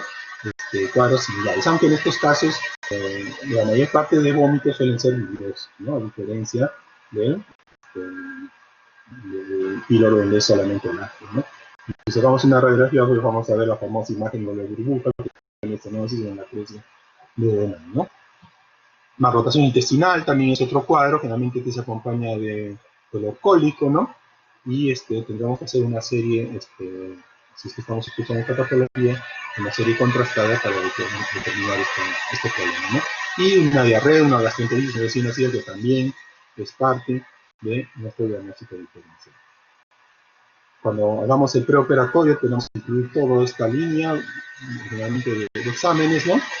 Cloro, potasio, si hacer un ADAP, los preoperatorios, bilirubinas y un hemograma también, ¿no? Generalmente se encuentra estos trastornos, una esclerosis metabólica y el cloro está bajo, esto ocasionado por los vómitos repetitivos. Y sin lugar a dudas, como en el anterior cuadro y en este más todavía, el diagnóstico de imágenes en el cual nosotros tenemos, cuando sospechamos de este cuadro, es la ecografía. La ecografía es el estándar, ¿no? Es el primer estudio de línea. Lógicamente tiene que haber un ecografista entrenado en este tipo de examen, ¿no? Cuando el ecografista no esté entrenado, el informe que nos da a veces no es suficiente, porque lo que hace la ecografía es prácticamente medir el fibro. Entonces, si no es bien entrenado, nos va a dar otros signos que no son de hipertrofia pilórica y no los que nosotros queremos. La sensibilidad y especificidad es alta, ¿no? Y el valor predictivo positivo y negativo no llega a ser hasta el 100%. Entonces, es indudable, pues, que la ecografía es el estudio de primera línea en estos casos. Generalmente, los signos encontramos es que el espesor muscular, ¿no? Más de 3 milímetros, da 3 a 4 milímetros. Generalmente, el primer número se refiere al valor en niños menores de un mes. Y al segundo número es cuando son mayores de un mes. Por eso es que tienen un rango, ¿no? Pero más de 3 milímetros ya tenemos que estar sospechando en un cuadro clínico. Una longitud pilórica, y ahorita vamos a ver cuáles son estos diámetros, ¿no? De 15 a 20 minutos, generalmente se considera más de 16 milímetros, ¿no? El diámetro pilórico de 15 a 18 milímetros. Estos tres parámetros son los que generalmente nos informan el ecografista. Cuando nosotros tenemos duda y pensamos que muchos de estos parámetros son un poco límites, porque a veces esto dependerá también del momento en que nosotros hagamos el examen, si es un niño menos de 30 días, si es un niño que está comenzando recién la hipertrofia pilórica, puede que estos valores no sean muy definitorios. Entonces utilizamos estos otros índices, donde digamos el volumen pilórico, que también puede ser calculado por la ecografía, ¿no? El índice musculopilórico, que consiste en sacar, hacer esta división entre el volumen del músculo pilórico, o sea, el espesor pilórico, entre el peso del paciente en kilogramos, ¿no? Y nos va a salir estos valores. Un valor mayor de estos nos va a condicionar pues, que puede ser, estamos frente a un hipopeso pilórico, ¿no? El ratio pilórico es otro factor también que nos permite que mide el espesor de la pared con el diámetro pilórico, ¿no? Nos relaciona esos parámetros y nos va a dar que estos índices pueden ser mayores. Entonces, si estamos con duda, podemos hablar con el ecografista para que nos saque estos índices y cerciorarnos de nuestro diagnóstico. Acá tenemos una ecografía clásica. A lo que se refiere es a lo siguiente. Tenemos la cámara gástrica por acá, el duodeno, y esto es el fibro hipertrofia. Acuérdense de la primera figura y esta es la ecografía. Acá está el esquema y acá está la ecografía. Esta es una vista hiportelateral en la cual vemos pues esta parte del espesor muscular bastante engrosada, el canal pilórico, ¿no? Que lo vemos bastante alargado y adelgazado, ¿no? Ese es un signo que no solamente se da en ecografía, sino también en los estudios contrastados. Esto amarillo es la mucosa, donde también se torna tortuosa, ¿no? Y da el famoso signo de la cuerda, que se conoce en estudios contrastados, se llama el signo de la cuerda o del doble riel, que es porque la mucosa también se pliega, se vuelve tortuosa, ¿no? Y también contribuye a la obstrucción pilórica, ¿no? Y el diámetro longitudinal, ¿no? Este diámetro de acá, que vemos que el longitudinal pilórico es este de acá, que va desde el duodeno al estómago. El espesor muscular es este que va desde el conducto al espesor de la pared muscular, ¿no? Y y para un corte, y para ver el diámetro pilórico tenemos que hacer un corte transversal, ¿no? Acá vemos, lo que estamos viendo en la figura, lo vemos acá, el estómago, la luz intestinal, la estenosis pilórica, ¿no? El canal pilórico alargado, adelgazado, una gran hipertrofia muscular, ¿no? Acá otra ecografía, ¿no? Ese es el estudio Gold estándar, muy claro acá, con ecografías tipo, ¿no? Y aquí vemos un corte transversal. Esto para mostrarles el diámetro transversal, ¿no? Del píloro. Se tiene que hacer una incidencia en un corte transversal para ver el diámetro. Y volvemos la luz muy adelgazada, la mucosa aquí toda arrugada, ¿no? Por la hipertrofia muscular. Esto blanco que vemos es la parte del músculo totalmente engrosada y hipertrofiada y otra parte de la mucosa, ¿no? Entonces aquí lo vemos en forma esquemática. Hay otros estudios que también ayudan, ¿no? A veces la radiografía simple, el estudio contraste. Estos estudios suelen, cuando hay duda en la ecografía, hay duda en el cuadro clínico, entonces sí tenemos que pedir un estudio contrastado alto, ¿no? En esófago, estómago, duodeno, para detectar otras causas de obstrucción. Puede ser una membrana preantral, ¿no? Otras causas, un piloespasmo, ¿no? La ventaja que tiene la ecografía es que nos está midiendo prácticamente el espesor muscular, la hipertrofia. En cambio, el contrastado son signos indirectos, como la imagen de la cuerda, por ejemplo, ¿no? Acá lo vemos, mira, el píloro. Este es un estudio contrastado, este es el estómago, el antro, y acá el canal pilórico, alargado, adelgazado, pero no vemos el espesor muscular, ¿no? Pero indirectamente estos son signos de hipertrofia pilórica, ¿no? Un conducto alargado, adelgazado, hay una serie de signos, el signo de paraguas, hay el signo del hombro, ¿no? Donde el antro se acuesta sobre, ¿no? el músculo pilórico, ¿no? Hace esta forma de hombro junto con el antro pilórico, ¿no? El signo del hombro, que son signos de los estudios contrastados. En la radiografía simple lo que vamos a ver es una gran dilatación, sobre todo en la fase tardía, una gran dilatación de la cámara gástrica, como podemos ver. ¿De acuerdo? Además, en el estudio contrastado vamos a ver una falta de progresión de las ondas peristálticas del estómago y esto, como les he dicho, solamente si es que el cuadro clínico y la ecografía no son claras, pensamos que puede ser otra causa de obstrucción intestinal alta. El tratamiento, como les he dicho, dependerá del estado en que llegue el paciente y no tenemos que apresurarnos en la cirugía, menos en este tipo de cirugía. El paciente puede esperar en estabilizarse incluso más de un día, incluso 2 días, para llegar adecuadamente compensados a la operación, sobre todo si el cuadro está muy avanzado. Entonces se debe corregir todo el desequilibrio electrolítico que se ha producido, ¿no? Sonda nasogástrica y una sonda nasogástrica será necesario solamente si es que el vómito es muy persistente, ¿no? O tenemos riesgo de aspiración, ¿no? Debemos colocar la sonda urinaria si es que también requiere un balance hídrico adecuado, también se puede colocar. No se debe intervenir quirúrgicamente si el paciente no está estable. Ojo, el aumento de mortalidad justamente es porque el paciente no entra a sala de operaciones en forma con un medio interno compensado. Se utiliza antibiótico profilaxis para prevenir la infección de vía respiratoria. Postoperatoria generalmente se utiliza cefalexina o también se puede usar clindamicina. El tratamiento pues es quirúrgico. Mucho se ha estudiado también un tratamiento médico con sulfatotropina, pero esos son estudios que todavía son inmaduros, en algunas series han dado resultados, pero no son recomendados. Sigue siendo el tratamiento quirúrgico, el tratamiento de primera elección. El tratamiento quirúrgico es la piloromiotomía, es decir, la sección de la serosa y la capa muscular del píloro, la dilución de la misma, y no se debe suturar y tampoco se debe incidir la mucosa. Esto es lo que se llama la piloromiotomía de Frederick Brunstad, que son sus creadores, ¿no? Que fue descrita por ellos y que hasta el momento da muy buenos resultados, ¿no? Y tiene una evolución postoperatoria muy buena. Hay diferentes formas de incidir.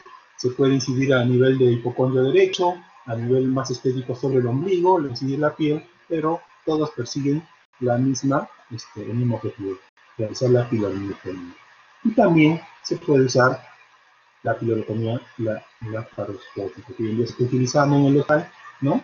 se necesita entrenamiento, manos expertas y material adecuado, ¿no?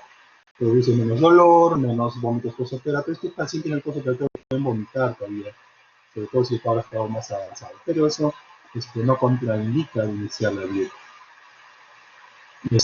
Aunque se ha descrito que puede haber en la laparoscopia una piloramiotomía incompleta, a veces no se logra dilucionar todo el músculo y el paciente continúa con la misma sintomatología, aunque esto estadísticamente aún no es significativo, ¿no?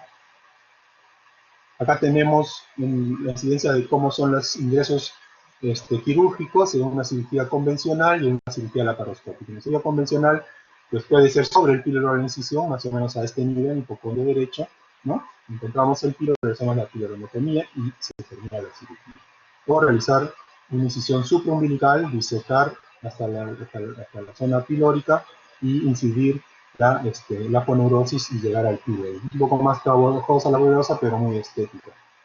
Y la cirugía laparoscópica, ¿no? Que se ingresa por 3/4, pero al final la cirugía sigue siendo la misma. Acá tenemos un píloro hipertrofiado, veanlo aquí, ¿no? Este es el antro del estómago.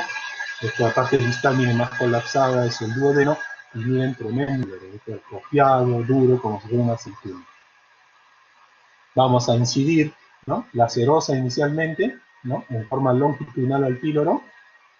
Posteriormente difusionamos el músculo. Hay una pinza especial que se llama la pinza de Benson, ese día no teníamos, por eso usamos una Kelly, pero hay una pinza especial que es atraumática para poder difusionar el músculo sin dañar la mucosa pilórica. Y aquí tenemos la piloronotomía completa. Vean el espesor muscular, ya divulsionado, se realiza la hemostasia, porque a veces suele sangrar y es una de las complicaciones postoperatorias que se pueden presentar, y la mucosa pilórica herniada, ¿no? Sin perforarla, tengan mucho cuidado, generalmente el borde que más se puede perforar es el borde duodenal. Y si ocurre esto, pues tendremos que cerrar todo esto y volver a hacer la pilorotomía por otro lado. Es una pregunta que saben para los residentes, no para ustedes. ¿Ya? Entonces, puede ocurrir, es poco frecuente, pero puede ocurrir. ¿De acuerdo? Y que sea completa. Cuando haces ciclonotomía incompleta, el cuadro clínico sigue. ¿De acuerdo? Acá está una incidencia laparoscópica, igual.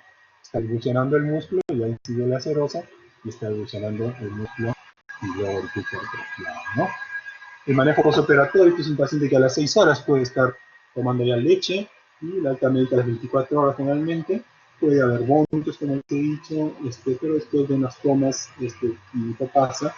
O sea, analgesia, nunca colocar sonda nasogástrica. La sonda nasogástrica puede ser, una vez que es operado, es posible retirar la sonda nasogástrica, porque puede perforar la mucosa pilórica, que no se termina suturada, nada. Entonces hay que tener mucho cuidado. La recurrencia de estenosis hipertrófica de píloro puede ocurrir en raros casos, generalmente esta se manifiesta en la cuarta, sexta semana.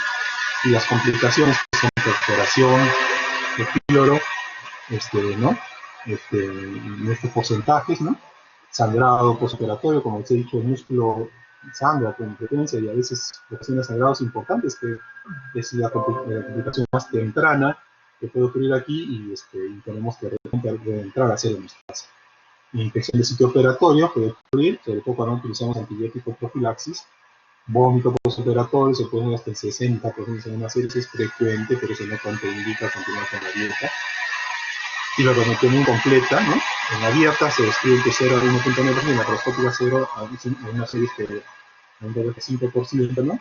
Depende mucho del entrenamiento y la experticia del operador. Usualmente es proximal, o sea, al lado gástrico, ¿ya? De licencia de sutura, enfisema subcutáneo en la laparoscópica. Muy bien. ¿Hasta aquí alguna pregunta?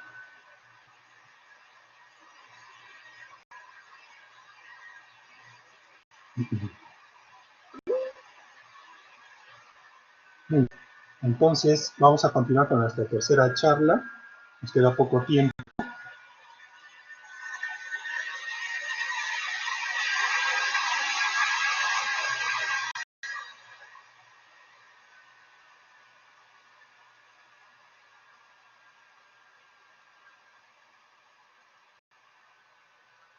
Muy bien.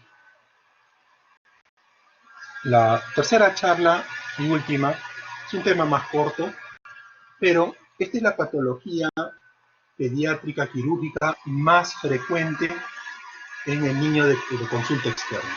La consulta externa de cirugía pediátrica prácticamente arrasa con hernias inguinales en los niños, ¿no? Pero vamos a ver que tiene ciertas, esto ustedes lo van a estudiar en adultos, pero la hernia inguinal en el niño tiene ciertas particularidades que lo hacen diferente tanto en el diagnóstico como el manejo. ¿De acuerdo? Ustedes han oído hablar de una hernia, que es una protrusión a través de una zona herniógena en el cuerpo. Existen zonas herniógenas en el cuerpo, como son las zonas inguinales, zonas epigástricas, ¿no? Y es ahí donde va a ocurrir, ¿no? Existen diferentes tipos de hernias inguinales en el niño, pero hay una que de lejos es prácticamente casi el 99%, 98-99% de las hernias que es la que se presenta, que es la hernia inguinal indirecta. La hernia inguinal indirecta, ¿no? Es la que por lejos, que a nivel inguinal se presenta y es la que vamos a hablar en sí en esta charla, ¿no? Hay otras hernias que también pueden aparecer en el niño en la lesión inguinal. Esta es la femoral, donde su frecuencia es menos del 1%, y la hernia inguinal directa, que es entre 2 a 5%, y hoy día hasta menos, ¿no? Pero estas son las series que se han revisado, ¿no? Prácticamente la hernia inguinal del adulto, ¿no?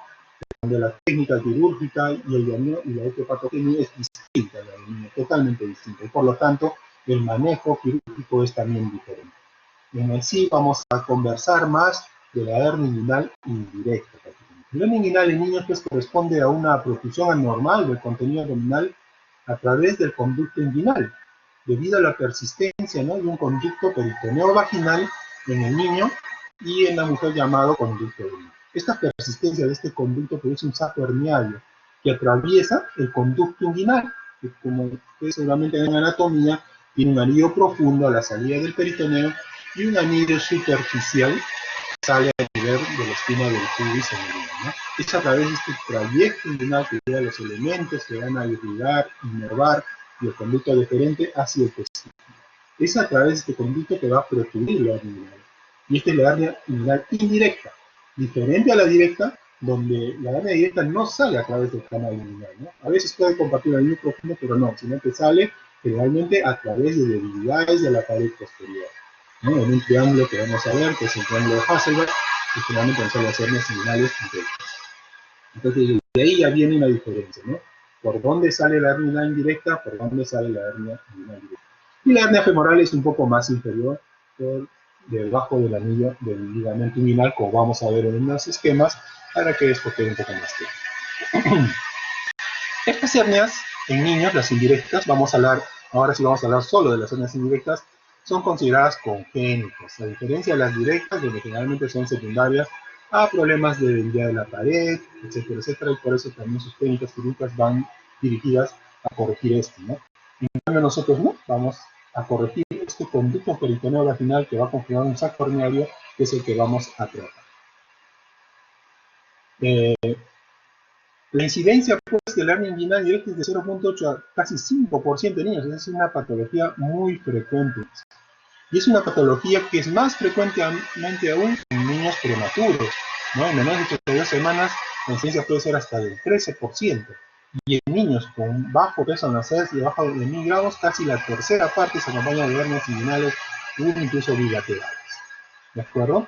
Entonces es el bajo peso y la prematuridad aumenta pues la posibilidad de hernias inguinales, por lo que vamos a explicar después en la fisiopatología.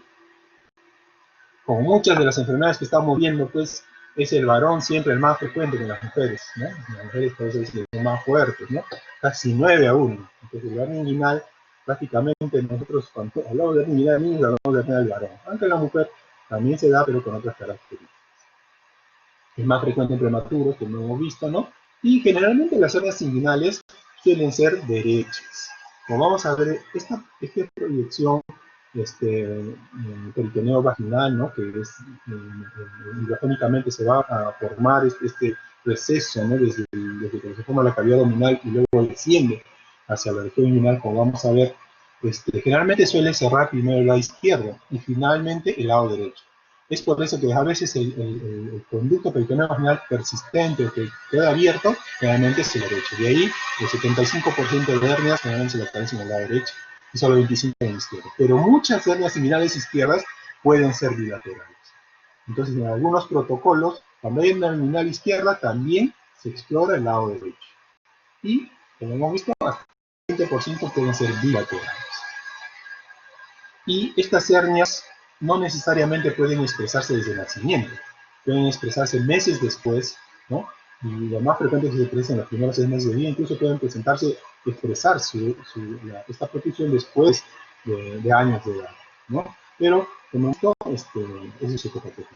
Este esquema solamente para, vean las zonas herniógenas del cuerpo humano, ¿no? El ombligo es una zona herniógena, la línea alba o epigástrica es otra zona herniógena, la zona inguinal, que es donde nosotros vamos a ver esta hernia, tanto la inguinal indirecta como directa, va a procurar a nivel de la espina del pubis. Este es el pubis, y más o menos su proyección anatómica es aquí, en la esquina del pubis. Es aquí donde va a ser la nivel superficial. Y la hernia femoral, que es por debajo, acá está el ligamento inguinal, por debajo del ligamento inguinal, pero a veces se pueden confundir. Entonces hay que tener mucho cuidado al examinar al paciente. Existen diferentes estados de la hernia, diferentes definiciones. Hay una hernia que se llama encarcelada o atascada. Normalmente en la hernia inguinal, como ustedes han visto, protruye, ¿no?, cuando uno se esfuerza. Y después que uno está en reposo, la hernia desaparece de la zona inguinal, ¿no? La hernia encarcelada o atascada, también llamada así, es cuando sale y no se puede reducir. Pero todavía no hay problema vascular o isquémico en lo que refiere al intestino, en la mujer que refiere el ovario, inclusive, ¿no? Y esto requiere una reducción manual, ¿no? A veces, inicialmente reducción manual y posteriormente una cirugía, ¿no? Entonces, y existe la contraparte, que es la hernia estrangulada, en la cual es una hernia encarcerada, pero donde ya hay compromiso vascular. Y es un cuadro más serio, un cuadro que produce ya signos peritoneales, cuadro obstructivo, compromiso del estado general, vómitos, etc. Entonces, la hernia estrangulada se considera una de las complicaciones de la hernia inguinal, que es bien frecuente y por lo tanto el tratamiento de toda hernia debe realizarse en cuanto se diagnostica, salvo excepciones en algunos casos. Existen algunas hernias con nombre propio, como la hernia de Richter, que es la protrusión del borde antimesentérico de un masa intestinal, la de Litre, que es de ventricular Meckel, la de Ayman, que contiene la apéndice CK, pero que son nombres que se le han dado a las hernias de acuerdo al contenido que se le encuentra. Aquí tenemos la manifestación clínica en dos fotos, ¿no? En una niña, vean la zona inguinal, ¿no? De una protrusión inguinal. En el varón, de igual manera, una hernia inguinal, ¿no? Una hernia inguinal, una hernia de yapa, una hernia umbilical. Pero acá tenemos una hernia inguinal típica, ¿no? Y acá tenemos una hernia inguino-escrotal, tremenda, enorme. Esta es una hernia encarcerada, esta es una hernia donde ya hay cambio de coloración. Vean esa coloración vino, ¿no? Que es típico de una encarceración donde ya hay compromiso, probablemente vascular de las heces intestinales. Esto constituye ya una emergencia, ¿no? Entonces, es por eso de que estamos tratando este tema y ustedes no van a dejar de ver esto en su emergencia. Acá tenemos un esquema lateral de cómo es que se produce la hernia inguinal y la hernia inguinoescrotal, ¿no? Estábamos hablando del proceso peritoneo vaginal, que es este de acá, que es un proceso que debería cerrarse generalmente las 28 semanas de gestación cuando el niño nace. Cuando queda abierto, no se ha cerrado completamente, acuérdense que el testículo, ya vamos a ver más de dónde se produce, ¿no? Deja este proceso y protruye a través de la hernia inguinal. Y cuando este proceso incluso se extiende hasta la bolsa escrotal, estamos hablando de la hernia inguino-escrotal. Al final, las dos son hernias, solo que uno va solamente hasta la zona inguinal y en el otro caso hasta el escroto, que se llama hernia inguino-escrotal. El riesgo de estas hernias es que esto se intercede, que no salga, se dermatice y que pueda necrosarse y perforarse. Tenemos que hablar un poco del político inguinal. Como les dije, la hernia inguinal protruye a través, acá está el anillo superficial, esto se puede manifestar a nivel de la esquina del pubis, y por acá más o menos está el anillo profundo del canal inguinal. Acuérdense que el canal inguinal es como un tubo, ¿no? Que tiene sus bordes, seguramente que no en anatomía, ¿no? Sus límites anatómicos que es necesario saber, ¿no? Y acá está el anillo inguinal, tiene dos anillos, uno interno y uno superficial. El superficial sale a nivel del anillo de la espina púbica, mientras que el profundo sale peritoneo, ¿no? Es la salida del peritoneo de este canal inguinal. Por este canal inguinal van pues los vasos, las venas, ¿no? El hueso pampiniforme que van a irrigar el testículo. También aquí entra el conducto deferente que lleva los espermatozoides al testículo y acompañando la hernia inguinal protruye a través de este canal inguinal. O sea, sale por el anillo profundo y protruye a través del anillo superficial. Como vemos, acá tenemos los límites del anillo inguinal, no los vamos a repasar, no es una clase de anatomía, pero es bueno que lo sepan siempre, ¿no? Acá tenemos un esquema, ¿no?, de lo que acabamos de ver, el anillo superficial en la esquina del pubis. Acuérdense que sale de adentro hacia afuera, de la parte externa hacia la parte interna, oblicuo del anillo inguinal, ¿no? Acá está el anillo profundo, supone que esta es la cavidad abdominal, esta es la espina del pubis, ¿no? Y acá están las capas, el piso está formado pues, por el ligamento inguinal, ¿no? Este es el ligamento inguinal, este de acá, que va de la espina ilíaca anterosuperior hasta la espina del pubis, es el piso del canal inguinal, el músculo oblicuo que está en el techo, ¿no? Está después la aponerosis del oblicuo externo, es esta aponerosis la que nosotros vamos a aperturar para poder sacar el saco hernario que va a salir desde el anillo profundo a través del canal inguinal y va a protruir a nivel del anillo superficial. ¿De acuerdo? La pared posterior, la fase transversal, es aquí donde las hernias directas, como vamos a ver, protruyen y es el trabajo ya de los cirujanos y adultos reparar la pared posterior del saco hernario, porque ellas son generalmente estas hernias en adultos, las directas, se producen por debilidad de esta pared. En cambio, en el niño no. En el niño no hay debilidad de las paredes porque hay esta persistencia de este conducto peritoneo vaginal. ¿Claro? Muy bien. Esto también para recordar el trayecto inguinal, ¿no? Los límites, ¿no? Miren cómo protruye, ¿no? A través de la parte abdominal hasta la región inguinal. Aquí yo te dibujo. Esto ya es un plano más profundo. Este plano más profundo nos está indicando acá el anillo inguinal profundo, ¿no? Es por donde va a protruir la hernia inguinal. Este de acá es el conducto deferente que va a acompañar al canal inguinal. Este es el plexo pampiniforme que forma las venas que van hacia el testículo y las arterias que van a llegar allí, ¿no? Es a este nivel, estos vasos que ven ustedes acá perpendicular hacia arriba son los vasos epigástricos inferiores, que se van a conocer como vasos epigástricos superiores que vienen desde el tórax. Estas salen pues de la vena ilíaca externa, ¿no? Este es el músculo recto, es la línea media del paciente y la parte externa del paciente. Por fuera de estos vasos epigástricos, en la línea inguinal superficial, es donde protruye la hernia inguinal indirecta, que sale a través pues, del canal inguinal.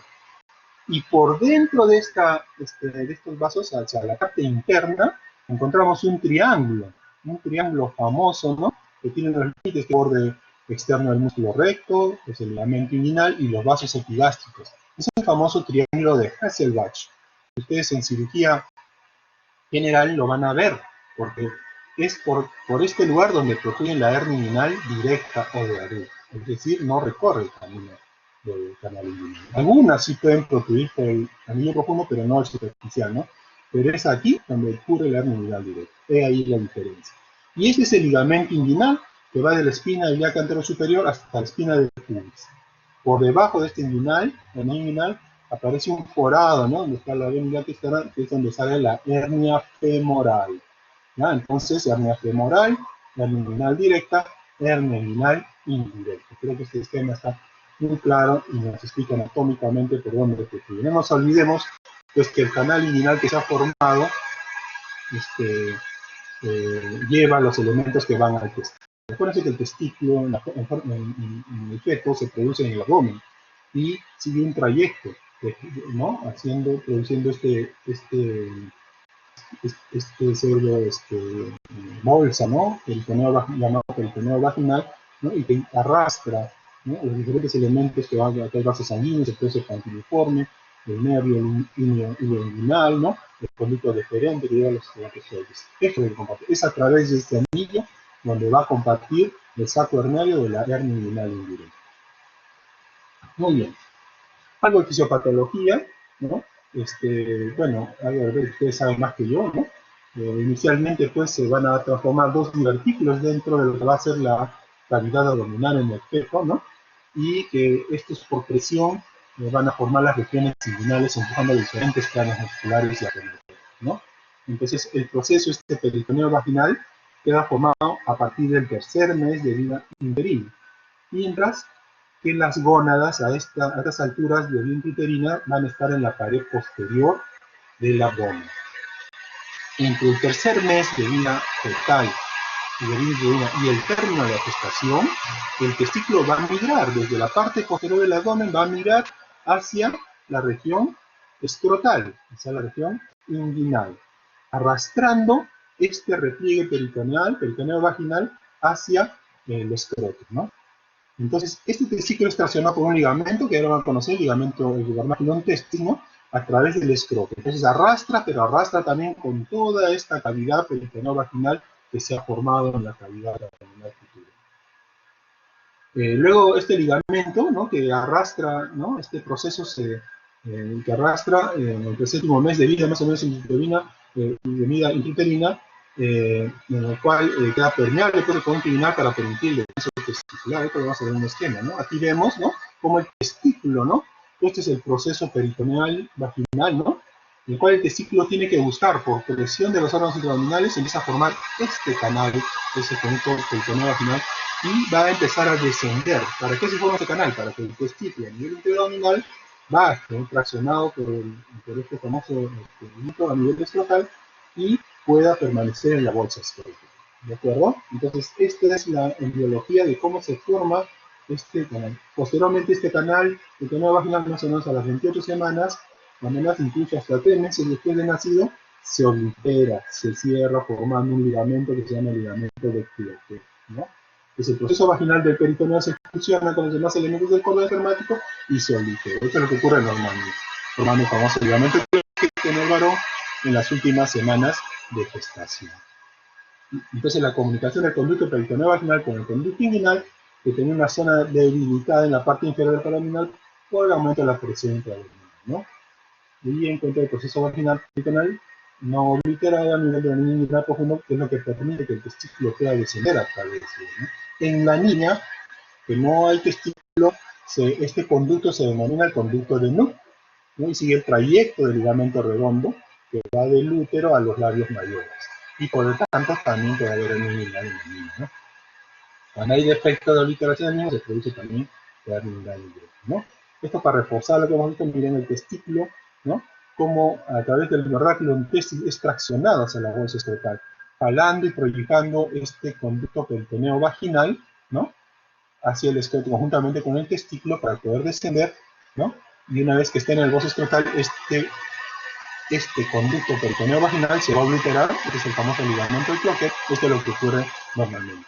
Cuando fracasa esto y no se cierra este conducto, entonces vamos a tener una hernia ya sea inguinal o inguinoescrotal, ¿no? Acá tenemos toda la serie de patologías que se pueden producir por la falla en el sistema, ¿no? Lo normal, como les dije, es un corte lateral, entonces el testículo, los vasos que van a él, acá se produjo el conducto peritoneo vaginal y se liberó, formándose el proceso vaginal y el ligamento de Cloquet y el testículo escrotal. Cuando a veces este proceso peritoneo vaginal queda enclaustrado líquido, llamamos hidrocele, sin que se comunique con la cavidad. Aunque hay hidroceles que pueden comunicarse, solamente pasa líquido, se llama hidrocele comunicante, que es el tema de esta charla, pero también tienen la misma etiopatogenia, ¿no? Y acá tenemos pues la hernia inguinoescrotal. El proceso peritoneo vaginal no se ha obliterado adecuadamente y ha quedado abierto. Y entonces es por aquí podemos producir la hernia inguinoescrotal, ¿no? Acá va a ser la hernia inguinal, ¿no? Se cerraron completamente, se fusionaron estas capas completamente y quedó la hernia inguinal. Y en la mujer, ¿no?, o en el hombre también a veces quedan pequeños quistes de contenido líquido, ¿no?, que no llega a la bolsa escrotal. En el hombre se va a llamar el quiste de cordón, y en la mujer se va a llamar el famoso quiste de Nutt, que también tiene la misma etiopatogenia. Muy bien. Una vez que tenemos esto, entonces vamos al diagnóstico. El cuadro clínico es muy sencillo. Generalmente el padre lo trae, doctor, mi hijo tiene una protusión a nivel inguinal cuando llora, cuando hace ejercicio, cuando se ríe, y luego está tranquilo durmiendo y desaparece, ¿no? Entonces, cuando se explora esa protusión y cuando uno está en reposo desaparece, ¿no? A veces nosotros en el examen físico podemos no ver nada, pero a veces sí se ve una tumoración remitente, blanda, y fácilmente se reduce la cavidad abdominal, ¿no? Un dolor en la abdominal, sobre todo como se explica a nivel de la espina del pubis, ¿no? Y a veces en mujeres esta puede producir el ovario, se parte una masa firme que puede ser confundido con un tumor incluso, ¿no? Entonces hay que tener mucho cuidado, ¿no? Cuando no se mira la hernia, nosotros podemos examinar, siempre es recomendable examinar al niño echado y también parado, para que mediante esta maniobra evaluada podamos ver la profusión de la espina que hace el diagnóstico prácticamente. Un cordón engrosado, a veces cuando no se palpa, lo puedo palpar sobre la espina del pubis un cordón engrosado como si se deslizaran dos capas, ¿no? Este es el famoso signo de la seda, o signo de guante seda, ¿no? Que para algunos es un signo muy casi patognomónico de hernia inguinal sin necesidad de que haya una protusión. Prácticamente el diagnóstico es clínico, prácticamente el diagnóstico no lo trae el papá, porque el padre lo trae porque tiene una protusión inguinal, y la señora con Leva, a ella se la protusión, ¿no? Entonces nosotros tenemos que confirmar esto con el examen físico, y realmente el diagnóstico es suficiente con eso. Excepcionalmente se utiliza la ecografía, cuando el diagnóstico no está claro, ¿no? O queremos demostrar otras causas para hacer diagnóstico diferencial. Y la radiografía de abdomen solamente es útil cuando tenemos una encarcerada o atascada, ¿no? Que nos va a producir para verificar que hay un cuadro obstructivo, incluso una peritoneo en ese caso. En el diagnóstico diferencial inguinal hay muchos, el hidrocele hemos visto un poco, ¿no? Donde hay un contenido líquido en la bolsa escrotal, con una linterna podemos hacer el diagnóstico diferencial, hay un signo que se llama de transiluminación positiva, y que nos va a hacer el diagnóstico. Aparte que el hidrocele no protruye y reduce, es el hidrocele comunicante, ¿no? Sino que está siempre hinchado el testículo, ¿no? El tumor testicular es solamente de crecimiento progresivo. La criptopía no vamos a palpar el testículo en la bolsa escrotal, sino en el canal inguinal, incluso intraabdominal puede estar este testículo, ¿no? Como por la patogenia que hemos visto, pero muchas de estas criptopidias, muchas se acompañan de hernia inguinal. Entonces, en el tratamiento quirúrgico de descenso testicular también tenemos que tratar una muy probable hernia inguinal que acompañe estos cuadros de criptopidia.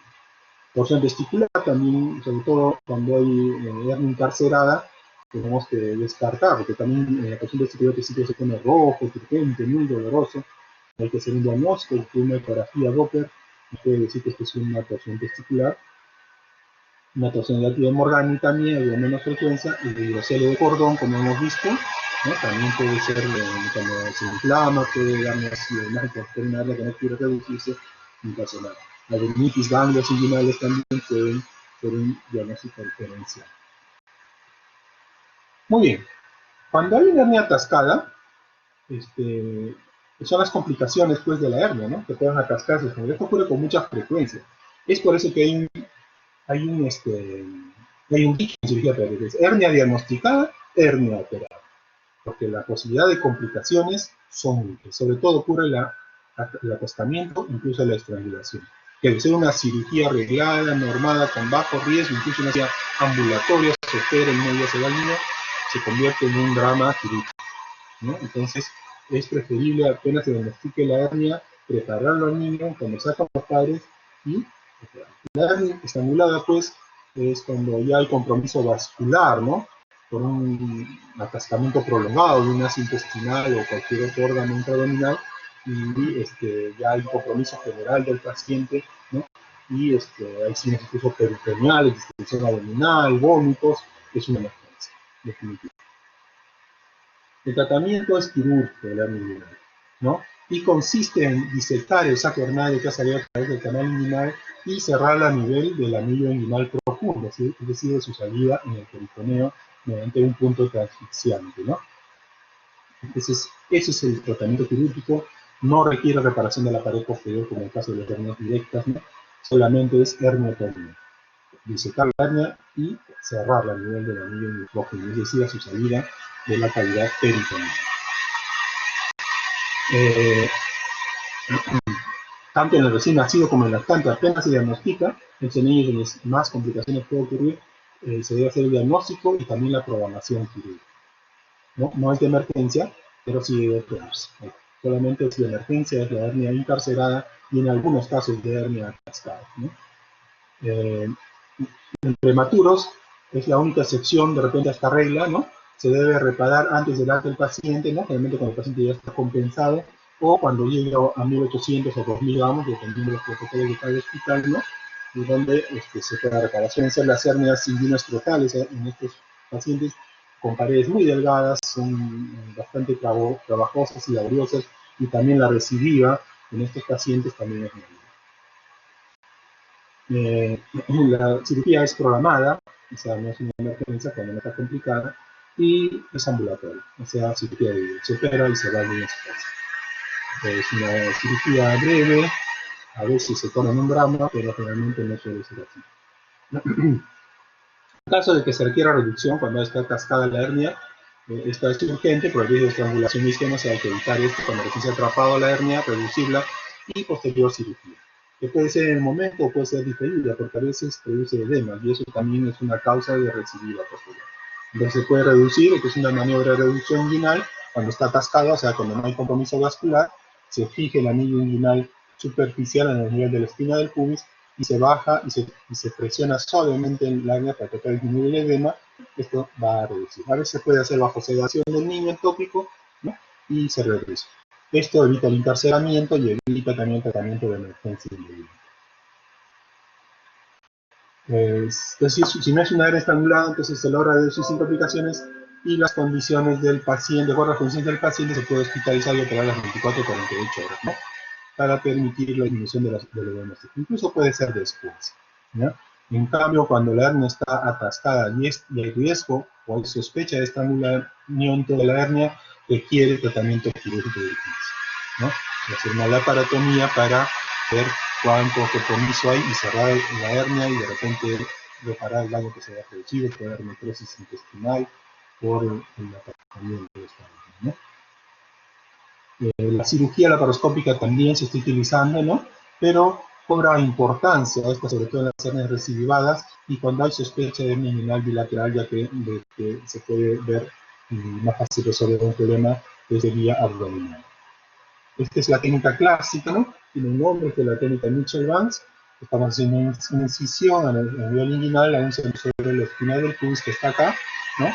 Ubicamos el anillo superficial, esta es la progresión de oblicuo mayor o externo, como habíamos visto en este esquema. Este es el conducto inguinal, es a través de aquí, como vuelvo a repetir, que se refiere la hernia inguinal, ¿no?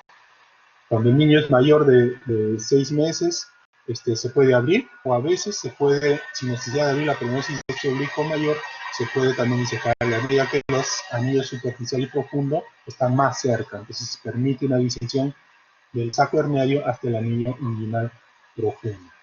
Acá hemos aperturado la aponeurexis del oblicuo mayor, tenemos el conducto inguinal, estamos fraccionando la hernia, el saco herniario, despegamos, estos son los elementos del corte, acá está todo lo que va hacia el testículo, los vasos, arterias, nervios, punto referente. Ese es realmente la experticia de esta cirugía, de separar sin lesionar estructuras móviles, ¿de acuerdo?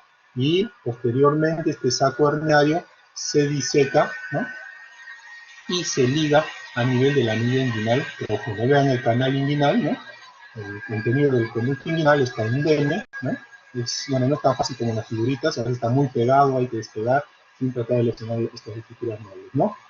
Y se liga a nivel del anillo inguinal profundo, ¿no? Con un punto generalmente transfixiante, ¿no? Se visualiza dentro de la hernia si es que no hay contenido, a veces hay epíflo o otros contenidos que tenemos que reducir antes de la ligadura. Y la cirugía termina. En hernias de adultos van a ver de que acá no termina la cirugía, sino que hay que reparar generalmente la pared posterior con diferentes técnicas como Basili y esta cirugía laparoscópica, ¿no?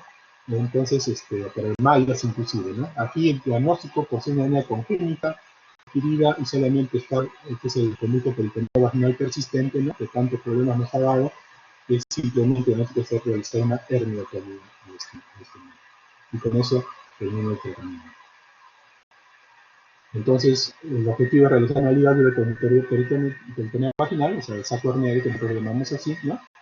Entonces, acá nos está describiendo lo que ya les expliqué en los esquemas, ¿no? Y la cirugía laparoscópica también que tiene sus propias técnicas, ¿no? Pero como les digo, cobra importancia más en hernias neonatas y ligadas, que es mucho mejor que la cirugía laparoscópica y bilateral. Aunque también se puede hacer la hernia convencional. Depende del material de que haya cirujano entrenado y material adecuado. Creo que con esto hemos terminado. No sé si existe una pregunta, algún interrogante. Pueden levantar la mano.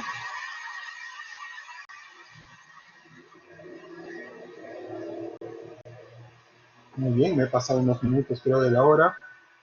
Son 3 temas, un poquito son relativamente cortos, pero son importantes.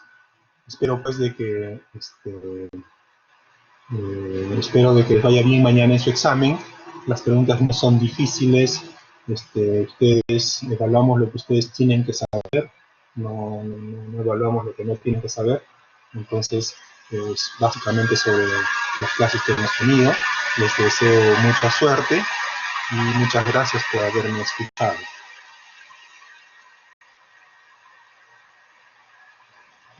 Gracias, doctor. Gracias, gracias.